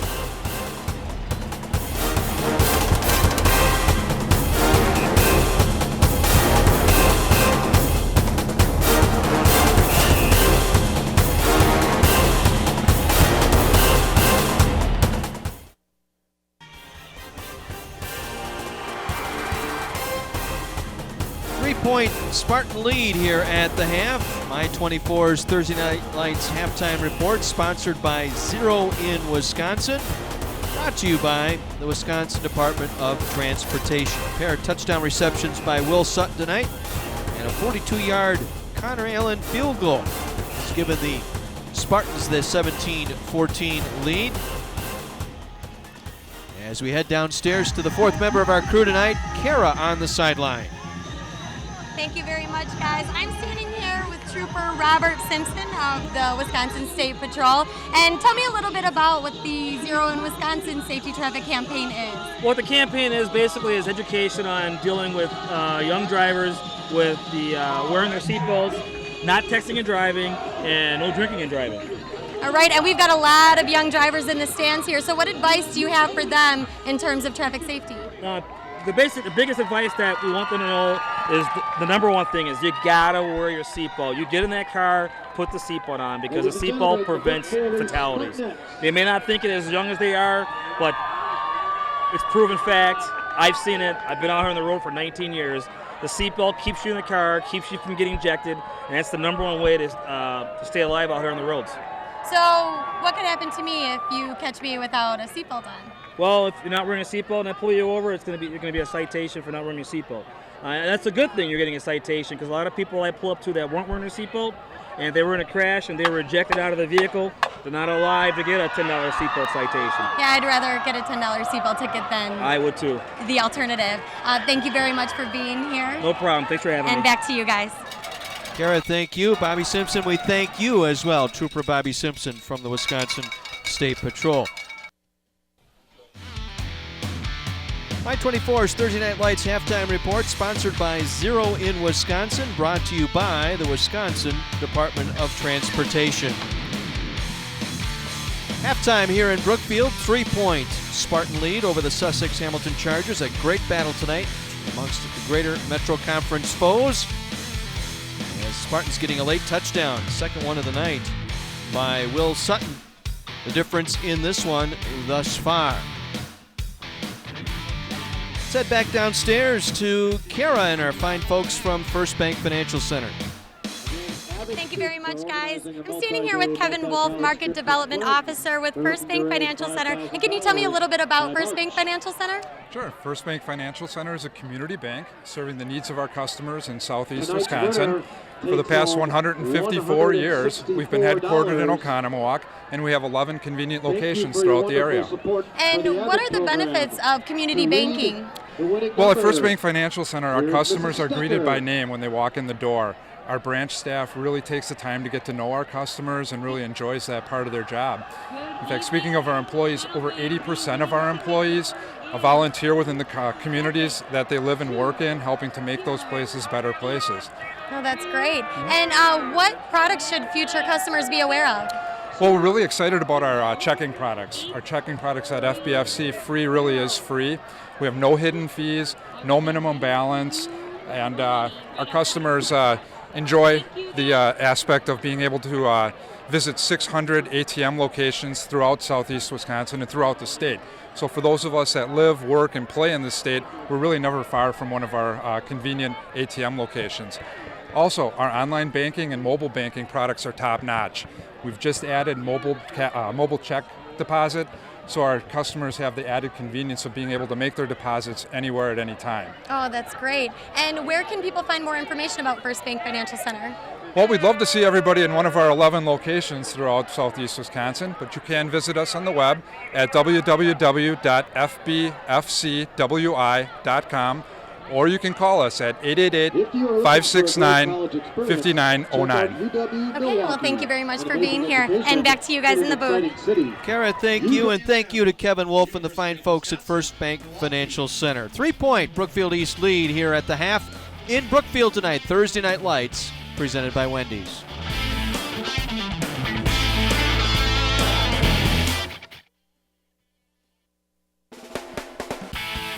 My 24's Thursday Night Lights halftime report, sponsored by Zero in Wisconsin. Brought to you by the Wisconsin Department of Transportation. 17-14, Brookfield East on top of Sussex Hamilton tonight. A key Greater Metro Conference battle tonight, as we said. Back and forth affair here through one half of play. Not often you get called into the principal's office, I guess, at a football game, but that's exactly what we have downstairs. Actually, we go downstairs to Mike McGivern and Coach Steiner, actually, who's got to be proud of one of his wide receivers tonight. Hey, John, thank you. You know, I've been called to the principal's office a lot. This is not him. Mike Steiner, you know, let me tell you a little something about him. He is the boys' track coach here, right? 3-time, last 3 years state champion, 4 in a row in the Triple Crown of the Greater Metro. Last year, named the National Track High School Coach of the Year. That's pretty cool. Coach, it's good to meet you. Obviously, you've had a great run with the track department here at Brookfield East. Yeah, we've had an incredible journey here. I want to thank the State Coaches Association. It's been an incredible last several weeks with this all transpiring. So I'm grateful to everybody. It's been a great experience. Hey, let me tell you about him. I'm talking to Mike about, you know, the success he's had, and all he wants to keep doing is talking about, you know, the athletes and what a great privilege it's been and how cool it is that these kids have been able to participate. He's not taking any credit, but I'm going to give him some. Coach Basham tells me that you're one of the hardest working guys he knows, has a lot of respect for you, and certainly the program that you've put in place here at Brookfield East has a lot to do with the success these kids are having. Oh, there's no doubt. We've had just an incredible run of kids. I've always said you got to have kind of 3 ingredients to make something work like this. You got to have good athletes, you got to have a good bunch of coaches, and you got to have supportive administration. And we've been fortunate, really fortunate to have that. And we've had some committed kids. We have an awesome, really awesome strength and conditioning program. And I've got a bunch of guys that coach with us that are just track guys that care deeply about kids, and they're top notch. You know, he coaches freshman football, married, got kids at home, and I said, why is that? Why do you do all this? And he said, look, a guy like me needs to give back to his community, give back to the kids that I'm teaching. He's a great ambassador for Brookfield East. Coach, thank you so much for a couple minutes. Thank you, Mike, for having me. I appreciate it. Thank you very much. Back to you, boys. Coach Steiner, one of the greats in this area. I'll tell you what a program he's got together here at Brookfield East. 17-14, Spartans on top of the Chargers. Back after this.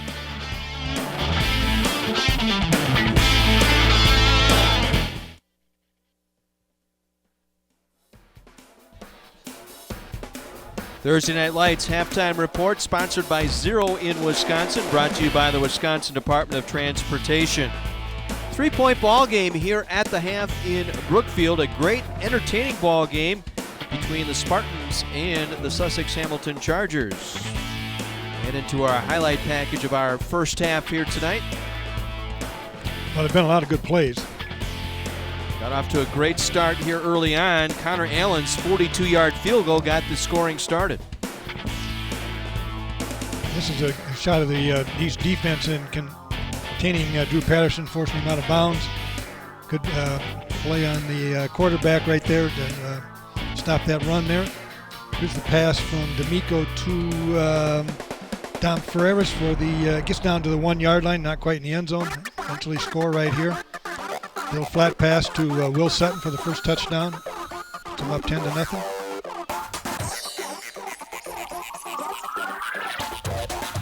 then the Hamilton Chargers answered. A little stymied on the ground, but then they actually... This is a long pass to Alex McShane here. A little throwback. See that Barnes finally finds him out there.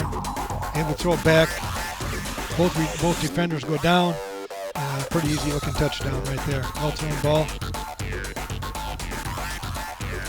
And this is late in the first half here. This is Brett Bueller, a nice interception. Probably a pass that D'Amico would like to have back. This is Patterson in for the touchdown. This 5-yard touchdown run capping off that 90-yard drive. That gave Hamilton their only lead of that first half. Here's D'Amico again to Ferreras on the sideline. Gets the first down, stops the clock. Quarterback draw, well called, really a good call at the time.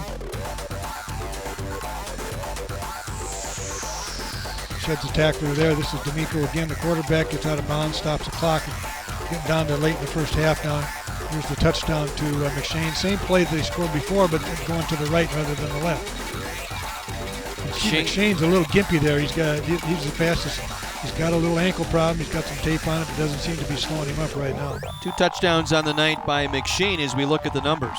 Well, it pretty tells you how this game has gone. The Chargers are a running team, although they do have some nice yardage in passing. Balance for Brookfield East. Turnovers is, I think, the big stat right there. That 3 turnovers. East has taken advantage of 2 of them, and that's the difference in the game right now, I'd say.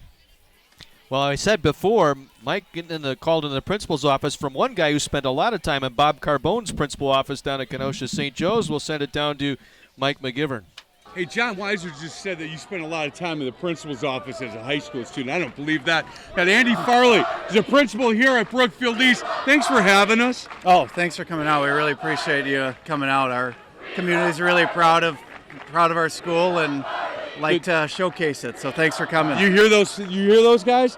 The students are yelling, "We love Farley," except the 3 kids that were in your office today. They don't love him so much. Andy used to be the head boys basketball coach here, and I had him in on Sports Radio 1250 for my coaches show on Saturday morning. Still the highest ratings I've ever had was Coach Farley. Hey, how difficult has it been for you to give up coaching? You know, we had this conversation before. It's a different role, and it hasn't been as difficult as I anticipated. You know, transitioning from classroom teacher and basketball coach to the role of assistant principal, now principal. You just are able to have such a greater influence in a number of different ways, and I'm really fortunate to be in the position I am today. So you have no opportunity to miss it, really. You know, I'm coaching everything now. You got it. When I had him in, I called him one of the young guns. One of the young gun coaches. Now he's a young gun principal. And I got to tell you, Brookfield East is in great hands. You know, Andy, it's good to see you again. Oh, thanks for having me, and thanks again for coming out. You bet, boys. Mike, Andy, thank you very much. 17-14 as we get set to start our 3rd quarter here tonight. Got a few defensive stats here. Will Watkins has 8 tackles for Sussex. That's not good because he's the free safety. And Mark Radcliffe's got 5 for Brookfield East. The 2 outside linebackers, Hepperla and Noonan, each have 4 tackles. Well, we take this opportunity to thank the great folks at Economy Lift Rental for helping bring our great pictures to you tonight. They have provided the scissor lift for our cameras this season.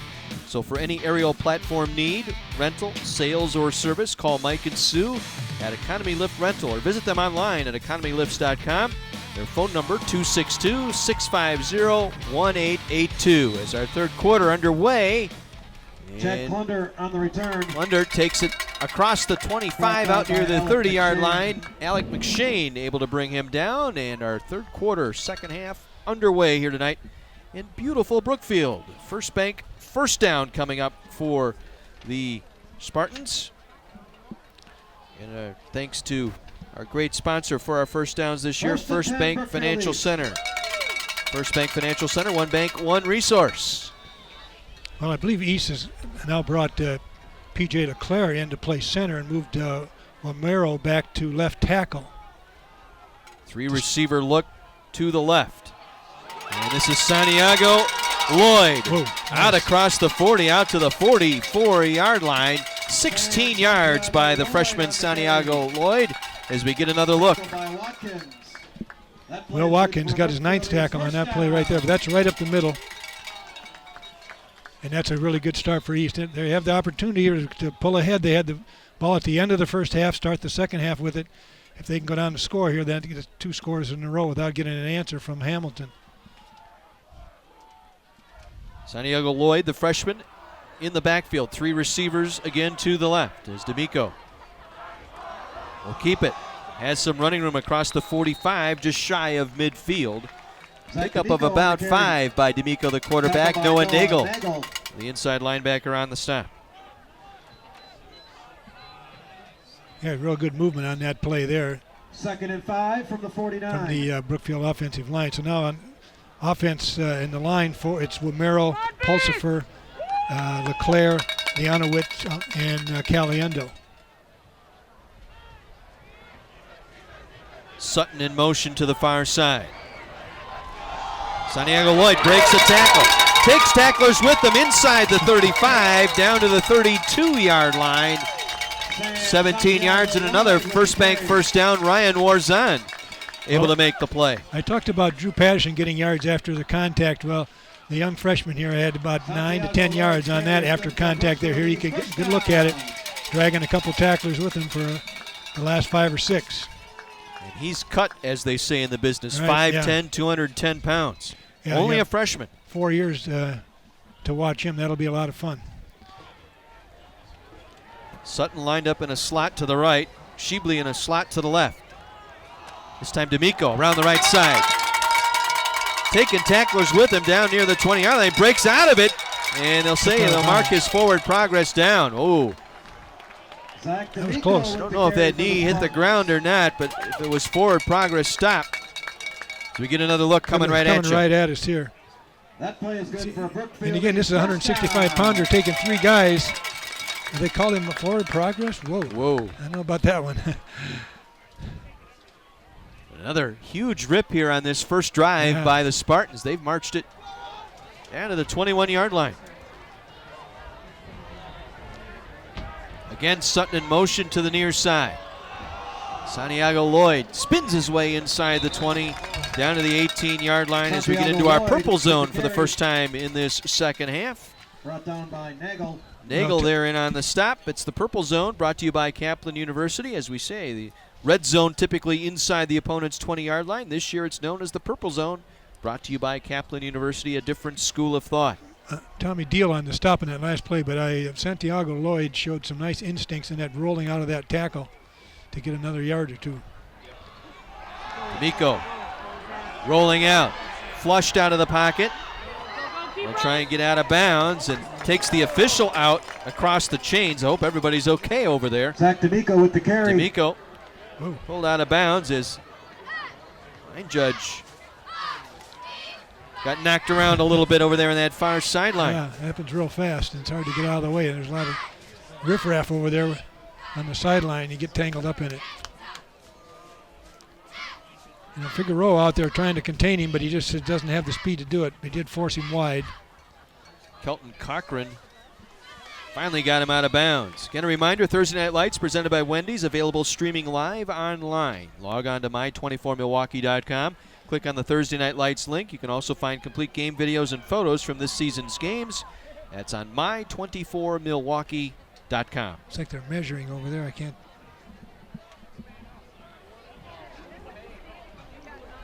We're gonna.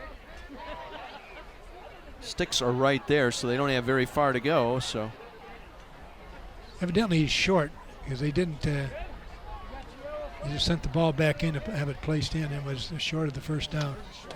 So 3rd and inches here for the Spartans. Opening drive, second half. They lead by 3. 3rd and short. 3 receivers to the right.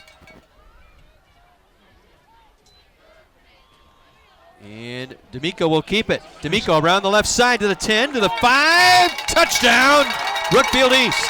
That was a really good kick. I thought he gave it to Santiago.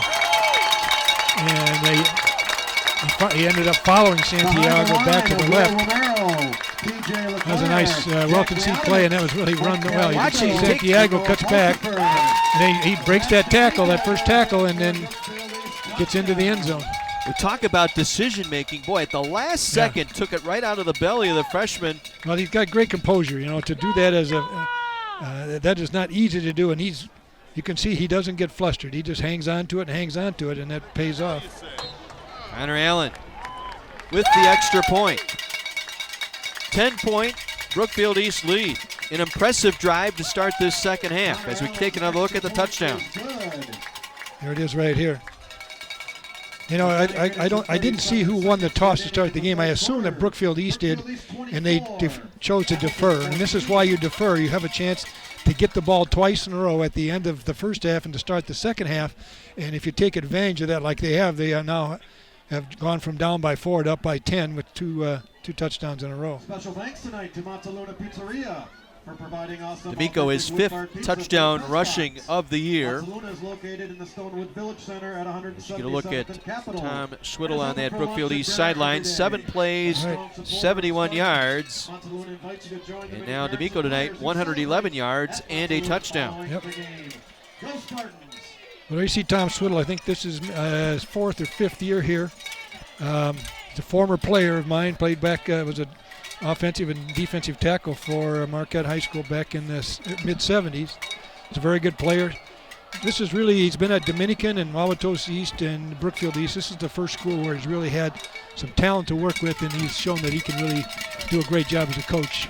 No chance as Connor Allen drills it through the end zone for the touchback. So the Chargers will get their first possession of the second half at their own 20-yard line.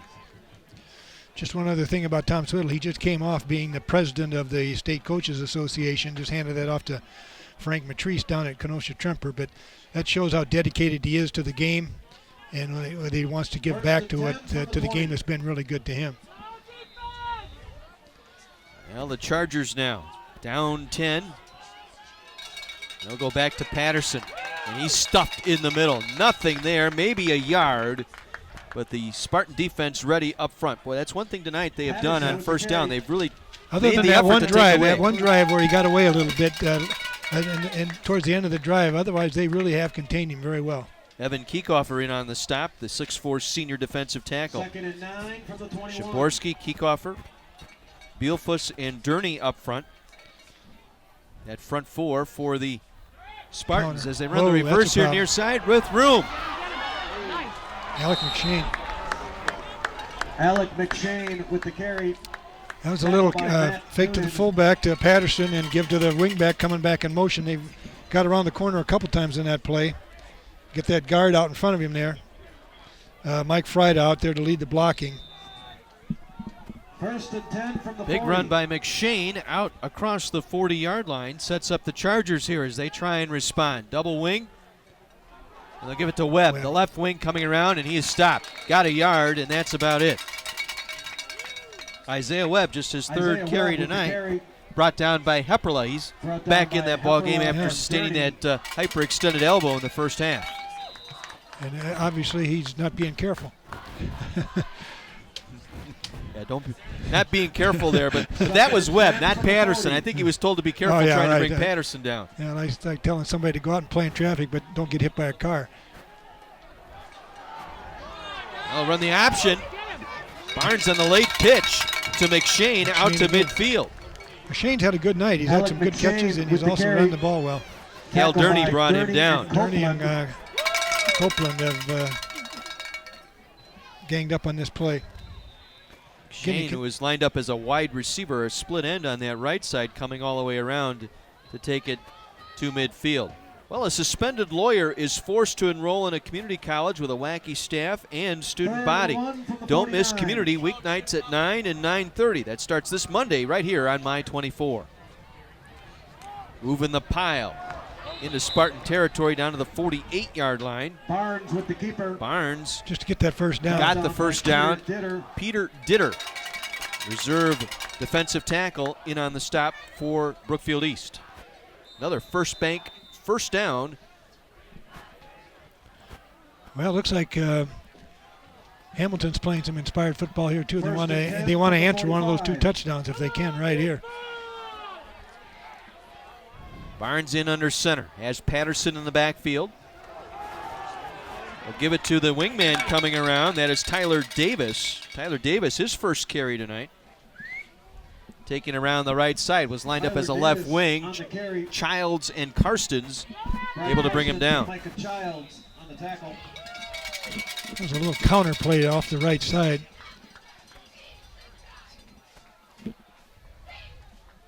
Gain of 5, 2nd and 5 from the 40. McShane again. Nice move inside the 35, moves it down to the 32-yard line. McShane having quite a night tonight. Noonan and Szymborski both there on the stop. Well, what's happening here is East has definitely got the middle stopped up, as evidenced by the fact that Drew Patterson hasn't had a lot of luck there, but they are a little bit weak on the corners now. And that's what Hamilton's taking advantage of, faking that ball up to Patterson and then giving it to that wingback. This time they'll try Patterson. He bulls his way down to the 25-yard line before he is stopped. That was all on Drew Patterson, 6 foot, 208-pound senior, one of the best in the state at that running back position. He dragged Vince Szymborski about 7 or 8 yards there. Now, before we get this play off, once again down to the sideline and Mike McGivern. Hey guys, on the Sussex Hamilton side, 2 things. They understand the importance of this drive. Very important drive for them. Talking about finishing the drive. Defensive coach is not happy with how their defense came out in the second half.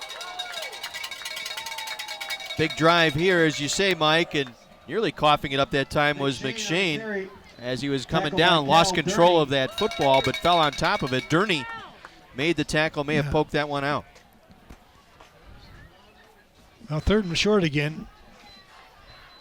I think they'll, this is a kind of an opportune down to take a shot at the goal line and with a pass, a play action pass. But I think, knowing Hamilton, they value getting that 1st and 10, and they'll probably do that right here.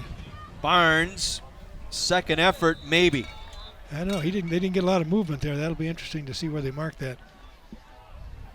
Not quite as much of a push that time as they did earlier on this drive. Evan Kiekofer in on the Kiekofer able to make the tackle. And it will be enough for a first down. Okay. They will move the chains here. 5:23 to go, 3rd quarter. A 10-point ball game, but the Chargers driving, trying to answer Brookfield East on their opening drive to start the 3rd quarter. Again, this is Davis around the right side. Flag on the play as he cut it back at the hash, back up the middle near the 20. Hepperla making the tackle, but this may be coming back for hold. I think there's a holding on the outside out there. That's going to cost him. Penalty is holding against Hamilton. Rick Ryder, our referee here tonight, as we get another look right there. There it is right there, yeah. Looked like Durney was being held up at the line of scrimmage. So now it's back to 1st and 20. Yep. 1st and 20. Ball back at the 31-yard line. So now the decision, I think, of Hamilton, they've had some success throwing the ball. If they want to throw it here on 1st down, see if they can take advantage of the situation. Set Webb in motion. And he'll take it down inside the 25. Isaiah Webb, 5'8", 160-pound junior, coming into this game just 11 carries, but very productive on those carries, almost 16 and a half yards per touch. Bielfus was there defensively. Tim Bielfus, the senior nose tackle. Well, now they have the ball in the right hash mark. They've got a lot of room here on the left side if they wanted to go to a pass here. 2nd and 14 to have a manageable 3rd down. This would be an opportune time to do that. 2nd and long. Coming around the end around, McShane breaks a tackle in the backfield. McShane to the 10. McShane to the end zone. Touchdown, Sussex Hamilton. Now that was a simple play. They Alec just outflanked him McShane on the and ran it carry. to the end zone. Good for a Hamilton touchdown. Copeland tried to chase him down. As we take another look, McShane from that left split end or right split end position. Good blocking on the outside edge there by the Hamilton, and McShane pretty much walked in. Well, that's a serious answer to the first touchdown that Brookfield East got here. Barnes for the extra point. And that one is up and through. Mike Barnes' extra point is good. So the Chargers answer. They go on an 80-yard drive capped off by the McShane run. It's a 3-point game. Spartans on top of the Chargers. Thursday Night Lights presented by Wendy's.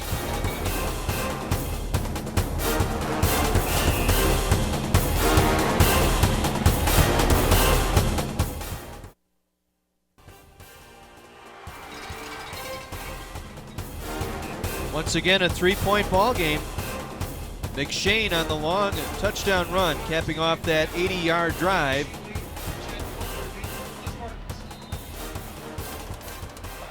Sheebley and Klunder standing deep. On the run-up. This is Sheebley near sideline and out of bounds, short of the 30-yard line. Sheebley with the return. On the coverage, once again, Alec McShane. Why not? He's had a busy night tonight on special teams, coming up with the tackle. Well, this has kind of been punch, counter punch. We'll see who flinches first here. 13-play drive, kept on the ground that entire drive. Yeah. 1st and 10, Brookfield East.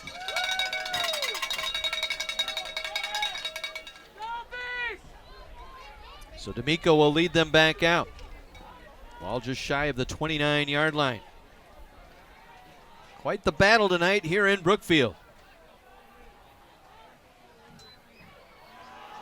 This time the freshman nowhere to run. At front four, ready to go for the Santiago Lloyd with the carry. Sussex Hamilton Chargers. Santiago Lloyd stopped for no gain. Well, it's time to tackle a Kaplan University Trivia Challenge. Text KAPLAN, Kaplan, to 58447 to play for a chance to win a Kindle Fire. Message and data rates may apply. You'll receive 2 messages with a trivia question and answer. If you need assistance, text HELP for that assistance. Mobile privacy policy and terms and conditions available on my24milwaukee.com. D'Amico nowhere to go again. Defense with the big push. Zach D'Amico on the keeper. Like Kanowski again was in there on that stop. Hamilton's playing much more aggressive. They're bringing their linebackers up. They're doing a lot of stemming, moving around. Might be taking a little bit of the initiative away from the East line, and right now they've got him East right where they want him with this 3rd and 10. From the 28-yard line. Trips to the left side. D'Amico rolling right. Short side, coming back short side, and it's incomplete. Freris, the intended receiver on that diving attempt. So a 3 and out posted by the Hamilton defense. Oh, there's the first blink right there. So again, they've run this play with some success earlier tonight, trying to find Freris sliding on the sideline, but that time nothing doing. Radcliffe, too late, the defender. Too little late and too little room to execute it. With the wind here, an end-over-end kick by Allen. McShane across the 40, out near the 45-yard line. He'll be driving the bus home later tonight. Klunder there on the stop. Hey, busy on that last drive, and now back there returning punts. Sets up the Chargers in excellent field position at their own 44-yard line. Yeah, Alec McShane has had a really a career night almost, so to speak. 1st and 10 from the 44. 15 carries coming into this game tonight. He's exceeded that. Patterson the single back, 2 wings, and Patterson up the middle. Across the 45, out to the 46-yard line for the Chargers. And they've pretty much kept the middle of the field Patterson with the carry. hurting them. Kieckhofer again on the stop. In on the tackle for the Spartans. Well, what you like to do as a defense is to hold them under 4 yards on that first down, and they have pretty much done that the majority of the night. It's when they've gotten to the outside. Now we'll see if they go back outside here. Movement. And another false start penalty here on Sussex Hamilton. Penalty against Hamilton. So I'll back them up 5. Takes it to a 2nd and 11 here with just over 2 minutes to go in this 3rd quarter. The old drive killer right there. We'll see if they can get out of it now. part of the Spartan student body here tonight. A good turnout. Barnes in under center. Webb across the 45 out to the 47-yard line for Webb. Gain of about 5 for Isaiah Webb. That's a play that's been effective. Little inside counter. Micah Childs chopped him down there. Childs, the junior linebacker for the Spartans. And what you get there is a little crisscross action in the backfield. A fake to Patterson left, and Webb is coming from the left going back to the right. And that can be confusing to linebackers. Big third down here. 3rd and 6 from the 47. Barnes will hand it off. McShane cuts it back up the middle across the midfield. Out to the 47-yard line. Going to be short of the first down as we head to the sideline. Let's go down to Mike McGivern. Hey guys, the athletic director here at Brookfield East, Jeremy Martin, thank you so much. I appreciate you having us. Oh, it's been a pleasure. It's great. It's a great platform. Hey, this is his first year at Brookfield East, and he came from a small high school, Port Edwards. Port Edwards, just outside of Wisconsin Rapids. Yeah, how many kids? About 150 in the high school, 912. Man, we're happy he's here at Brookfield East doing a great job. Thanks again for having us. Oh, I'm excited. I'm excited to be here. Thanks for coming. You bet. Thank you. 4th down. Patterson, I think, was stopped short. He needed to get it inside the 46-yard line. It's going to depend on the spot here. Well, it's a case of being a little bit too predictable, I think, and had the power eye, but it created a big pile. And now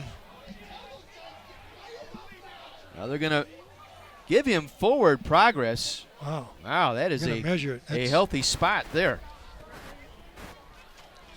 I think he's going to be short. Well, Cal Durney came in behind the pile and was able to pull it backwards. I don't know if he didn't get any credit for that, that's for sure. Now they'll bring the chains in from the far sideline. I thought he had to get out down to the 46-yard line. Well, be sure to listen to Wendy's Varsity Blitz High School Football Coaches Show every Saturday from 10 to noon. Mike McGivern and Joe Cook talk to some of the best coaches in the area. This week's guest is the hot coach of the year in that Southeast Conference, Mike McCabe from Kenosha's Indian Trail Academy. They got a big game against Tremper Friday night. He'll be in studio Saturday at 10 on Sports Radio 1250 WSSP. Well, we got a good field position here for Brookfield East. Well, Patterson just didn't get that second push needed to pick up that first down, so the Spartans take over on their own 47-yard line, leading by 3. Final seconds here of this third quarter. D'Amico with some room. D'Amico into the 44-yard line, a 9-yard rip for Zach D'Amico, the quarterback, going over the left side. Watkins again on the stop for the Chargers. Well, if you got a replay here, we do. The two defenders for Hamilton on their right side both bounced to the outside, and D'Amico was able to just read that and go up inside without any trouble. And they'll let the time run down here as our third quarter comes to an end in Brookfield tonight. The Greater Metro Conference showdown between Brookfield East and Sussex Hamilton, and the Spartans will take a 3-point lead into the fourth quarter. Back with the fourth quarter, Thursday Night Lights, presented by Wendy's.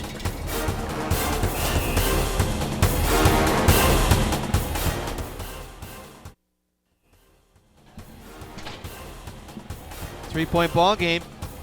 Brookfield East on top of Sussex Hamilton. We begin the fourth quarter here in Brookfield. A 2nd and 1 for the Spartans at the Hamilton 45-yard line. It's the freshman getting the call here, Sam Santiago Lloyd, and he'll pick up the first down. Ben Kanowski making the tackle for the Chargers. Kanowski with the tackle. That play results in a Brookfield first down. Some time here while they and get points out of this. That would be a big boost for the Spartans. So first bank first down here as we start this fourth quarter. John Weiser, Dick Basham with you, along with Mike McGivern and Kara. As D'Amico had the presence of mind to hang on to that football, takes it inside the 40 down to the 36-yard line. Bryce Figueroa there to make the stop. Well, he read that perfectly. The back heads to the outside, and he just keeps it and goes up inside. See the guard pulling around. It's a power play that they call. And you just read that end out there, and away they go. 2nd and 4 from the 36. Getting into some manageable second downs here on this particular drive. Santiago Lloyd will be the single back. Slot receiver to the right is Sutton. Slot receiver here to the left side is Sheebley. Sutton in motion. D'Amico will keep it. And D'Amico, not much room. Getting in there initially, D'Amico, that was Nagel, Noah Nagel. Noah Nagel on the tackle. One of those inside linebackers, one of our key players to feature here tonight. We haven't called his name as much as I had hoped we would, and that's probably a reason that what we've been calling is Will Watkins, who's got 10 tackles at this point, but he's the free safety, and when your free safety is a leading tackler, that's a problem usually for a defense. Now a key third down here. 3rd and 4 from the Charger 36-yard line. Sutton in motion. This time they'll give it to Sutton on the sweep around the right side. Breaks tackles down the sideline. Spins his way back in bounds. Moving the pile inside the 25 down to the 24-yard line. Gain of 12 and a first down. Spartans. Noah Nagel on the stop. Well, Nagel made a nice play here, but it was after he stepped out of 2 tackles. One of them was Watkins, and finally they corral him down on the right sideline there. Sutton has got really good speed, but I think that left ankle is hampering him just a little bit. It's hard to get up on your toes and run when you have a sprained ankle. Mark it at the 23. 1st and 10, Spartans. They lead by 3. D'Amico will keep. D'Amico up the middle. Runs right into Ryan Warzon. Clamps on and finally brings him down. Warzon, the strong safety. Kind of the nickel back out there, working the middle of the field. Right. But again, I guess I shouldn't be amazed, but I'm impressed by D'Amico. He just gets the extra yards. As little as he is, he always goes forward and gets those extra yards.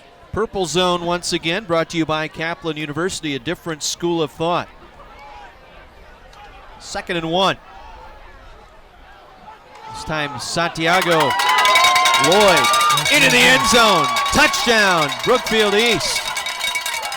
Santiago Lloyd, the 5'10", 210-pound freshman. Warzon hung on, but could not keep him out of the end zone. Well, this is a nice run. He just powers it in there. He got a little help at the end from Mark Radcliffe. Now actually knocked him into the end zone, but he did all the work. That's a huge score there for Brookfield East.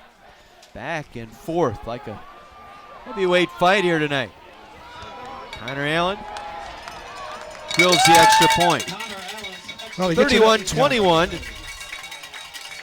So now they get it up to a 2-point or a two-score lead, and that gives them a little bit of cushion. But as we know from our game last week, there's a lot of things that can happen here in this last 9 minutes. Well, each team answering right each other's drives here in this second half. Let's head down to the sideline, and Kara has something for us. Hey guys, Kara here. Don't forget to log on to my24milwaukee.com and vote for the Wendy's High School Football Fanatic. Watch the videos, pick your favorite Fanatic, and cast your vote. The winners receive a Samsung tablet and burgers for a year from Wendy's. Voting ends October 20th. Wendy's High School Football Fanatic, brought to you by Wendy's and My24. Thanks, guys. Kara, thank you very much. Get out there and vote. Time is running out. Well, an impressive drive here by Brookfield East. So we take a look at that drive statistics, 7 plays. They get the 4th down stop. Webb and Patterson deep for Hamilton. And Santiago Lloyd tonight, 10 carries, 78 yards, right on his, close to his season average. He's been impressive here the last couple weeks for Brookfield East. We'll see if Connor Allen can get it into the end zone. I'm sure they'd like to. They'd prevent any kind of return. Kicking into a pretty good north wind. Wind will hold this one up. Webb will run up under it at the 5. Up the middle across the 10. Webb tripped up across the 20-yard line, just short of the 25. So good return across the 20-yard line for Isaiah Webb. Vin Gwynn. And Evan Mikey there to make the stop. Well, Chargers have answered here in the second half. Do they have one more? 8:59 to go here in the ball game. Well, again, they don't throw the ball much. They use a lot of time up. They're going to have to knock off some big yardage here, I think. Keep the ball moving down the field. Barnes in under center, sends McShane in motion. And it's Patterson, the big fullback, just short of the 30-yard line. Not much there as Kieckhofer making the stop. Got about 3 out of it, but it was a struggle. Kieckhofer tonight having a pretty strong night. 6 tackles on the evening. So a gain of 4, 2nd and 6. 2nd and 6 from the 29. There has not been much between the tackles tonight. They've had to get their yardage outside. This time they're going to throw. Barnes rolling. And throw the football here near side, and it's incomplete. Looking here on the near side. Barnes pass incomplete. For Sam Mathieson, but couldn't make the connection. Good defensive coverage here as we take a look. He was well covered on the play. You should have a shoehorn to get that one in there, and that's just not going to happen. It was Memo back there defensively. Well, another big 3rd down, this time for the Chargers. This is huge. 3rd and 6. Roll the tight end over here to the near side. Webb in motion. Barnes rolls it out, wants to set up a screen here. Completes the pass. They're going to be tripped up well short of the 1st down. Went back to Patterson on a little bit of a fullback screen, and Matt Noonan read it well. Able to break it down for little gain. Yeah, fullback, throwback screen. He rolls to the right, and then while he's doing that, Patterson's out to the left. He has lineman out there to block for him. Durney did a nice job there defensively. It actually kind of broke up the momentum of that play. Zach Gates was out there, but he couldn't take care of enough people to make that play go. Well, Barnes will have to punt it away here. Have the wind at his back. And he'll get this one off. And it will take a Charger bounce, and then picked up on one hop. Sheebley trying to get the edge. And he's going to be met at the 30-yard line. Good coverage down the field. Defensively, Mark Radcliffe getting down on special teams. Sheebley stopped at the 31-yard line. Just a 6-yard return. And so Brookfield East now has to move the chains here. Yeah, now the Hamilton defense, who's been playing fairly well here, has to come up with a couple plays here now. So we'll set up 1st and 10 from the 31. D'Amico along with Santiago Lloyd in the backfield. This time it's Sutton coming around the left side. Sutton with some running room, 40, 45 midfield. Sutton hammered out of bounds short of the Hamilton 40-yard line. That's what speed does for you right there. That's a play that 28 yards, Warzon on the stop. That play was going sideways until he was able to get to the corner right here. That's good for Brookfield East. 1st down. See, Brett Bueller got caught a little bit inside and misjudged the speed, and even though he's got a bad wheel, Sutton still can outrun most people on the field. So first bank, 1st down for the Spartans. Just inside the Charger 30 or 40-yard line, I should say. The 39. This time they'll give it to Sheebley. Sheebley around the right side, inside the 40, down to the 36-yard line. Sheebley lined up in a slot to the left, taking the handoff that time. Watkins again in on the stop. He's been a busy safety tonight for Sussex Hamilton. Well, my 24 is my place for sports. If you're looking for more football, we've got it for you this weekend. Don't miss New Mexico versus Pittsburgh on ACC football this Saturday morning at 11 right here on my 24. 2nd and 6 from the 36. Gain of 4 on the play. 2nd down, 6 upcoming.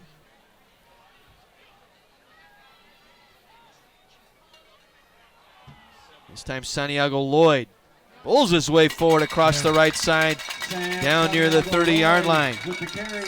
Maybe a little bit shy of the first down, but I'm liking this Sam Santiago Lloyd, a 5'10", 210-pound freshman. He's got some moxie here as he takes it up the right side. Yeah, and he pushes that pile and just a hair short of that first down. He gets to the line of scrimmage, squares up, and drives forward. Finishes the runs, as they like to say. Trips here to the left side on 3rd and inches. Spread him out. And it will be D'Amico. D'Amico, second effort, got him to the 30-yard line, which should be enough for a first down. Noah Nagel, inside linebacker there to make the stop. That carry results in a we got to give a little credit here to Brookfield East offensive coordinator Matt Harris. I know he works closely with Tom Swiddle on play calling, but they've done a really good job of mixing the plays up and moving the ball in and out, mixing the pass in, and I think it's kept the Hamilton defense off balance most of the evening. Again, Sutton in motion. And D'Amico stopped near the line of scrimmage. Ben Kanowski did a nice job there. Wasn't going to be fooled on that handoff. He stayed home. Brought D'Amico down, no gain. That was a win for the defense there. Clock continues to move. 5:15 to play. Hamilton needing a defensive stop. Officially a loss of 1, 2nd and 11 here for the Spartans at the Hamilton 30-yard line. And Sutton in motion. This time it's Santiago Lloyd. Continues to bounce his way inside the 25 down to the 21-yard line. Boy, he is tough to bring down. Will Watkins again, his 12th tackle tonight. Well, I think Santiago Lloyd is kind of like a lot of good running backs. He's just getting warmed up. He's got into a good lather right now, and he's running very hard. And for a freshman, he's a very impressive young man. Now they face a 3rd and short here, 3rd and 3 from the 22-yard line. Santiago will stay in the backfield. 3 receivers to the right with Sutton lined up in a slot right.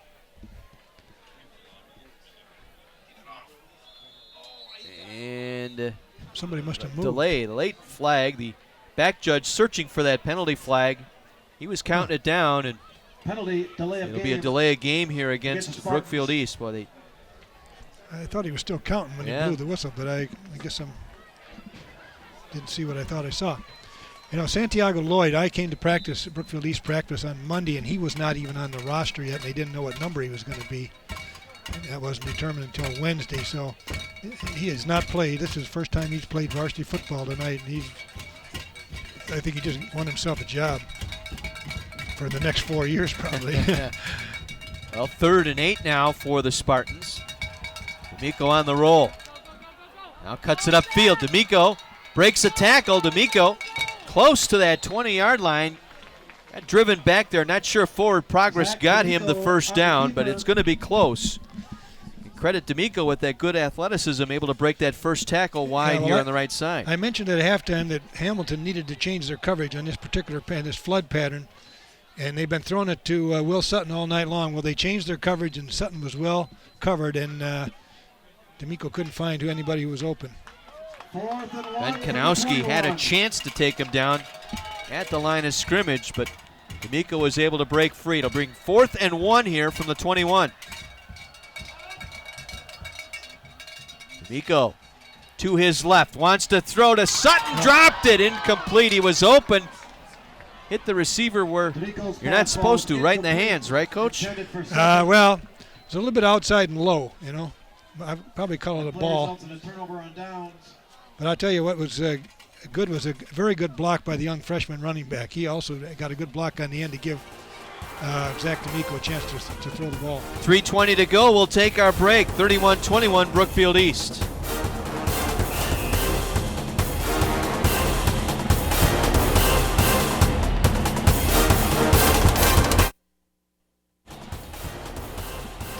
Ten-point ball game late 4th quarter.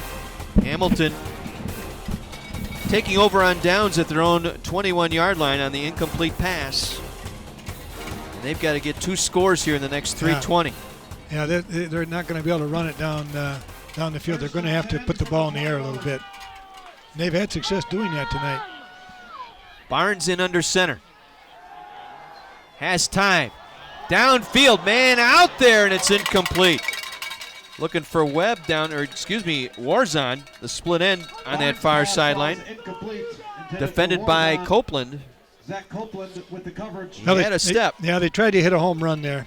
But that's not what they don't really, I guess they'd like to have it, but they don't need. They need to get first downs here and move it. But they're going to have to use passing to do it. 2nd and 10. Barnes again. There he is. With time, comes back near side, but heaves it out of bounds, incomplete. Had his man out there, Warzon again, but there was pressure coming as he was rolling out to his right. Never really squared the shoulders. And he had Alec Machine breaking open on that post pattern that they ran earlier in the game, but he just didn't have the ability to stop and throw it back that far that time. Now sets up a 3rd and 10 from the 21.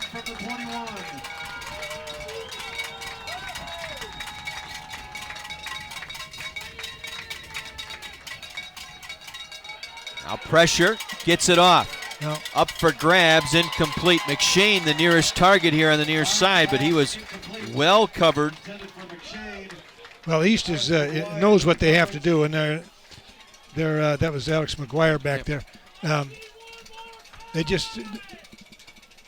There's no secret what has to happen, and East is playing the play all the way to the end, and it's making it very difficult now. For a team that doesn't pass that well as far as moving down the field, they have to do use play action and stuff like that. This is a very difficult situation. Now 4th and 10. They'll run a draw play, and it's stuffed for a loss. That play has been taken away most of the night tonight, and big play defense by the Spartans here on 4th down. Calderney and Noonan, I believe, both there. Well, Tim Bielfuss was the last guy to get up off the pile, so I would give him a lot of credit too. So the Spartan defense comes up big here late. So Brookfield East will get it back on the 21-yard line with 2:55 to play, leading by 10. And I believe Hamilton has all 3 of their timeouts, so I'm sure they'll use them here. Miko getting the play. We'll get them set at the line. Sutton lined up in a slot to the left. Santiago Lloyd in the backfield. High snap. D'Amico brings it down, hangs on to it, gets it back to the line of scrimmage. Yeah, he almost lost a handle on that. That wouldn't have been good. Sean Cody, I should say, able to make the stop. Cody, a senior linebacker for Hamilton, and John D'Amato electing the clock to roll here. They can stop them on this down and look for them to take a timeout. Again, 3 receivers here to the near side with Sutton lined up in a slot. Single receiver right is Freris. And it's Santiago Lloyd. Lloyd bowls his way forward up the middle inside the 15 down to the 13-yard line. Gain of about 7 on the play. Sets up 3rd and 2. Will Watkins tonight, 13 tackles, makes the stop.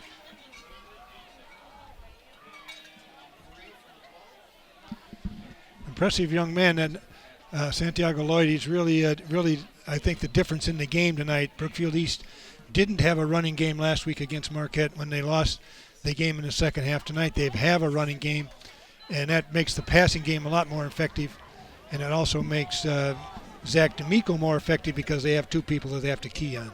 We talked to Mike Steiner at halftime about all his accolades as a track coach, but how about the development of his freshman, Sam Santiago Lloyd, off that freshman team? Right, Mike is one of the freshman coaches, and I'm sure they miss him down there, but he's making a world of difference in the varsity, and I think that's just a shot in the arm that the Brookfield East team needed, because they didn't have a running game last week. Hamilton taking the first of their 3 timeouts here in this second half. 3rd and 3 from the 3rd and 3. Ball nose of the ball at the 12-yard line.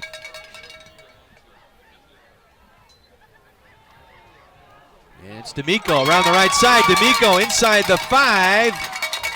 No signal yet. He'll be stopped shy of the goal line. So D'Amico able to take it down to the 2. Just fake the dive, keeps it, steps around in the corner. And again, there's Will Watkins. Watkins with And 14 Radcliffe, tackles also, tonight. Yeah. Well, first and goal, Spartans here. Chance to put it away. D'Amico to Santiago Lloyd. Touchdown, Spartans. Why not? Give it to the freshman, Sam Santiago Lloyd, for the score to put this one out of reach. He's making a lot of friends tonight. Right up the middle. And Santiago Lloyd capping off quite a debut as a varsity tailback here for the Spartans. Well, 5'10", 210 pounds. Offensive linemen get a lot better when they know they have somebody to block for that can carry the ball. Now they have a quarterback and a running back that can carry the mail. Connor Allen adds the extra point. 38-21, Brookfield East, minute 45 to go. Well, we talked beginning of the night tonight, Dick. This was a big ball game for both squads, but more so for Brookfield East. They need to get in the win column here in the conference. Well, yeah, that's true. They've played two of the better teams in the league.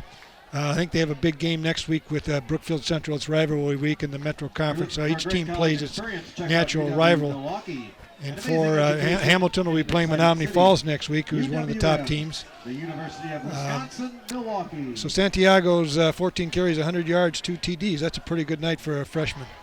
It's a good night for anybody, but especially for a freshman. Great kid, great outing, great debut as a varsity running back.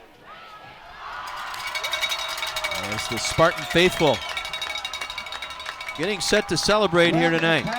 I'm sure that John D'Amato was disappointed. He was very disappointed after the Franklin game, I know, and he'll be disappointed tonight again. I think that they need to find they need to open up their offense a little bit more, take the pressure off of Patterson. When people load it up in there, they got to be able to do some other things to take advantage of what they're given. Low kick bouncing around, and finally Hamilton will fall on it back near the 20-yard line.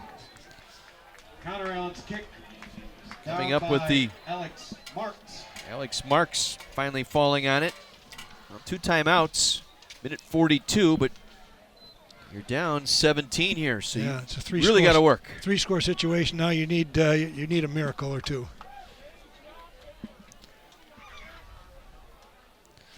East is going to play 4 across. They're going to put them back at 15 to 20 yards. They're going to keep everything in front of them.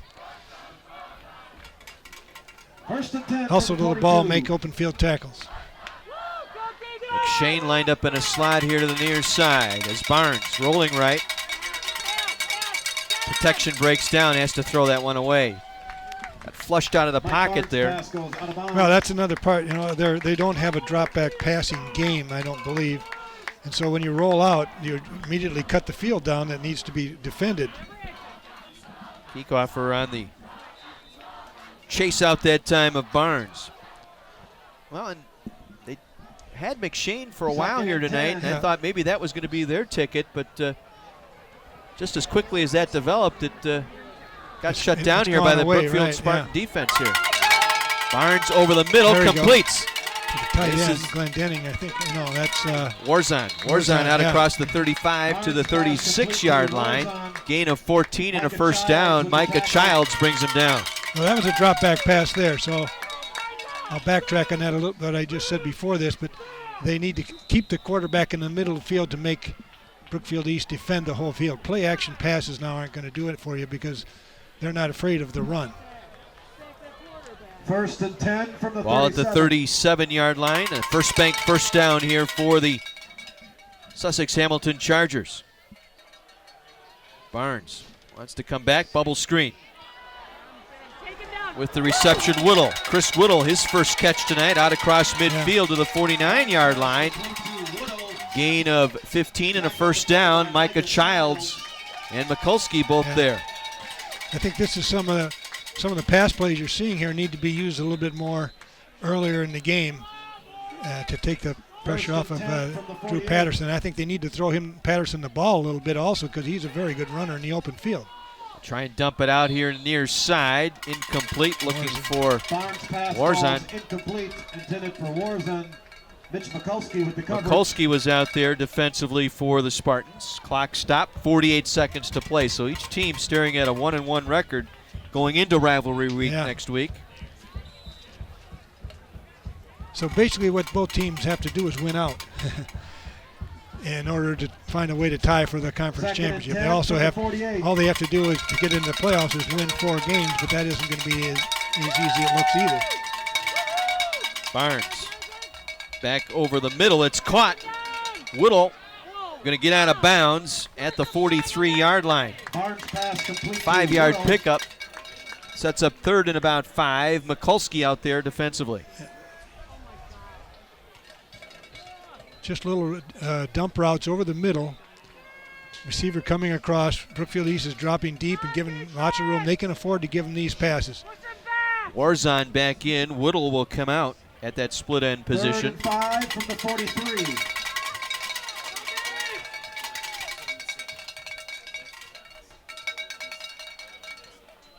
Webb in motion. Barnes on a blitz back over the outside, and Warzon running a skinny post that time. Yeah. Durney with the pressure. A penalty marker down at the 47-yard line. Well, that was an Oreo sandwich between the two defensive ends, Szymborski and Durney, and Barnes really didn't have much choice but just to get rid of it. Yeah, they'll pay the penalty with a loss of down.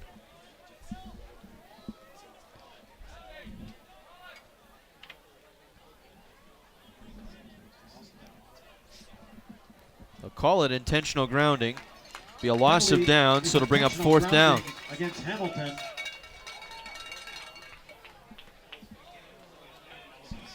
So we'll move the football back to the Hamilton 43-yard line for this 4th down play. They need the Spartan inside the Spartan 39-yard line for the 1st down. So 4th and 21. The list of plays you have to use here is not very long.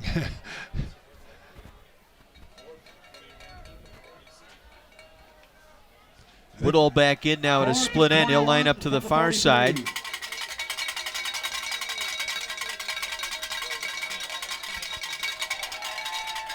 Barnes from the gun. Gonna just heave it down the middle of the field. Nobody there. And it'll go incomplete. The Spartans hang on, and they will take over on downs and pick up conference win number 1 here tonight. Each team will even their records at 2-2 on the year. This has been a real team victory for Brookfield East. Their defense has done what they've had to do. They played it particularly well here in the second half. The offense has really come alive, and I think young Sam Santiago Lloyd is probably the main difference between tonight and a loss that really hurt last week when they had Marquette on the ropes and let him off. Victory formation as D'Amico will take a knee. Well, an exciting game here tonight. Brookfield East had a little bit more than Sussex Hamilton here tonight. So the Spartans will even their mark at 2-2 overall, 1-1 in the Greater Metro. Hamilton will fall to 2-2, 1-1 in the Greater Metro. Hamilton and Falls next week. It'll be East and Central next week. Ladies and gentlemen, your final score in tonight. conference play. Your final tonight. Brookfield East 38, Hamilton 21. 38-21, Brookfield East over Sussex Hamilton. The handshake line at midfield. We'll step out. We'll take a break. We'll be back with the football presentation right after this.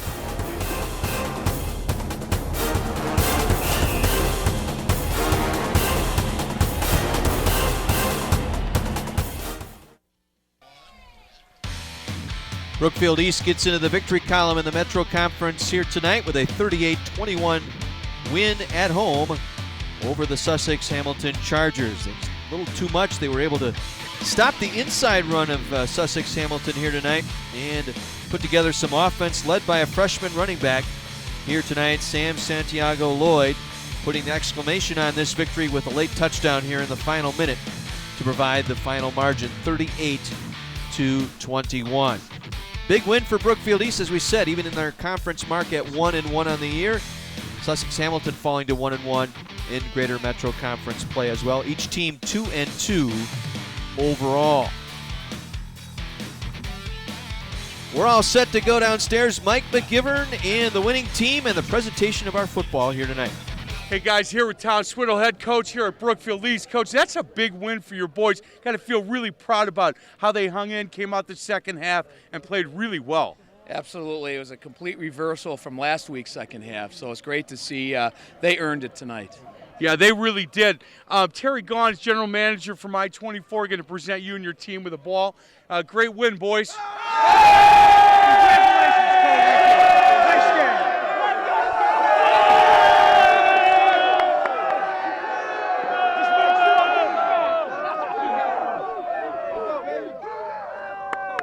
Hey, real quick, I just wanted to say something to 33. Vince, you know what, that's a heck of a game, and I got to tell you, I'm standing behind the bench, and I'm watching you after the coaches get done, and you're taking control of this team. I think defensively, you had a heck of a game, had a lot to do with how these guys played in the second half. Just want to say congratulations, feeling pretty good about this one? Yeah, it's a great feeling. I mean, we came out disappointing win with the first conference game, but we really came out strong, a full effort from the whole team to win this game. It feels awesome. Yeah, I agree, boys, and you know what, you caught their attention a couple of times and said, look, this is not going to happen. What happened last week, no more of this stuff. So, boys, take care of your business. Congratulations to you and your guys. Good luck the rest of the way. Thank you. Back to you. Happy Spartans out there tonight. 38-21, your final here in Brookfield. We'll take a break, be back with a final recap right after this.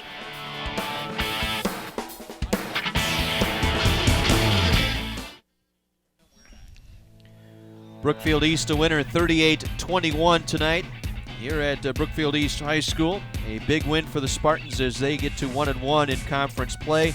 Chargers fall to 1-1, both teams 2-2 overall.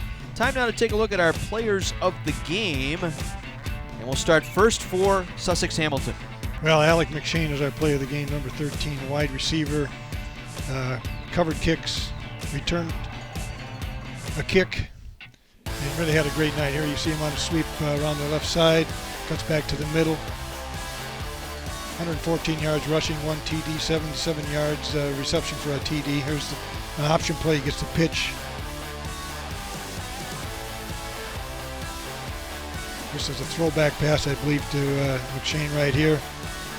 So it's way back across the field. He's open, the two defenders go down. He's able to take it in for the touchdown, get him on the board. That was a huge start for him. So Alex McShane, our player of the game from Sussex Hamilton, and well, he'll be talking about this for a long time. Freshman running back Sam Santiago Lloyd. Well, he's over 100 yards, his first rushing, 14 carries, 100 yards, 2 TDs. Last week, the only rushing game that Brookfield East had was the quarterback, Zach D'Amico. Tonight, not only do they have Zach, but now they have a running back that has to be accounted for, and they have an excellent passing game, and they spread the field. You see a tough run right there. He gets yards after contact. They spread the field and force you to defend the whole thing, and that's where athletes take over. They have the speed on the receivers. They have his power and speed, D'Amico's abilities, and I think East is going to be somebody who's going to have to be contended with the rest of the way. They're back, and I think that's good. Congratulations to Sam Santiago Lloyd, our player of the game from Brookfield East. Dick, I thought really the start of that second half, that first drive by Brookfield East, that 7-play, 70-yard drive, that set the tone for the second half. Well, it did, to go with the score they had just before the half, so they got the ball twice in a row. And to go down and get that 14 points and get up by 10, and then to not look back and just keep putting points on the board. They had to answer one touchdown that the Chargers got, but they did that and more, as you can see by the score, 38-21. It was an excellent night for Tom Swiddle and his crew, and I think it'll be an interesting game next week with Brookfield Central. Yep, we're at North Shore Conference play next week in Whitefish Bay as the Blue Dukes take on the Blackhawks of Grafton High School. That's next Thursday night starting at 7 right here on My 24. For our sideline reporters, Mike McGivern and Kara, our statistician tonight, Matt the Statman, our spotter, Terry Kelly, and for my broadcast partner, Dick Basham, I'm John Weiser, and our entire My 24 crew saying good night from Brookfield. The Brookfield East Spartans, a victory over Sussex Hamilton tonight by a score of 38-21. See you next week in Whitefish Bay. Good night, everyone.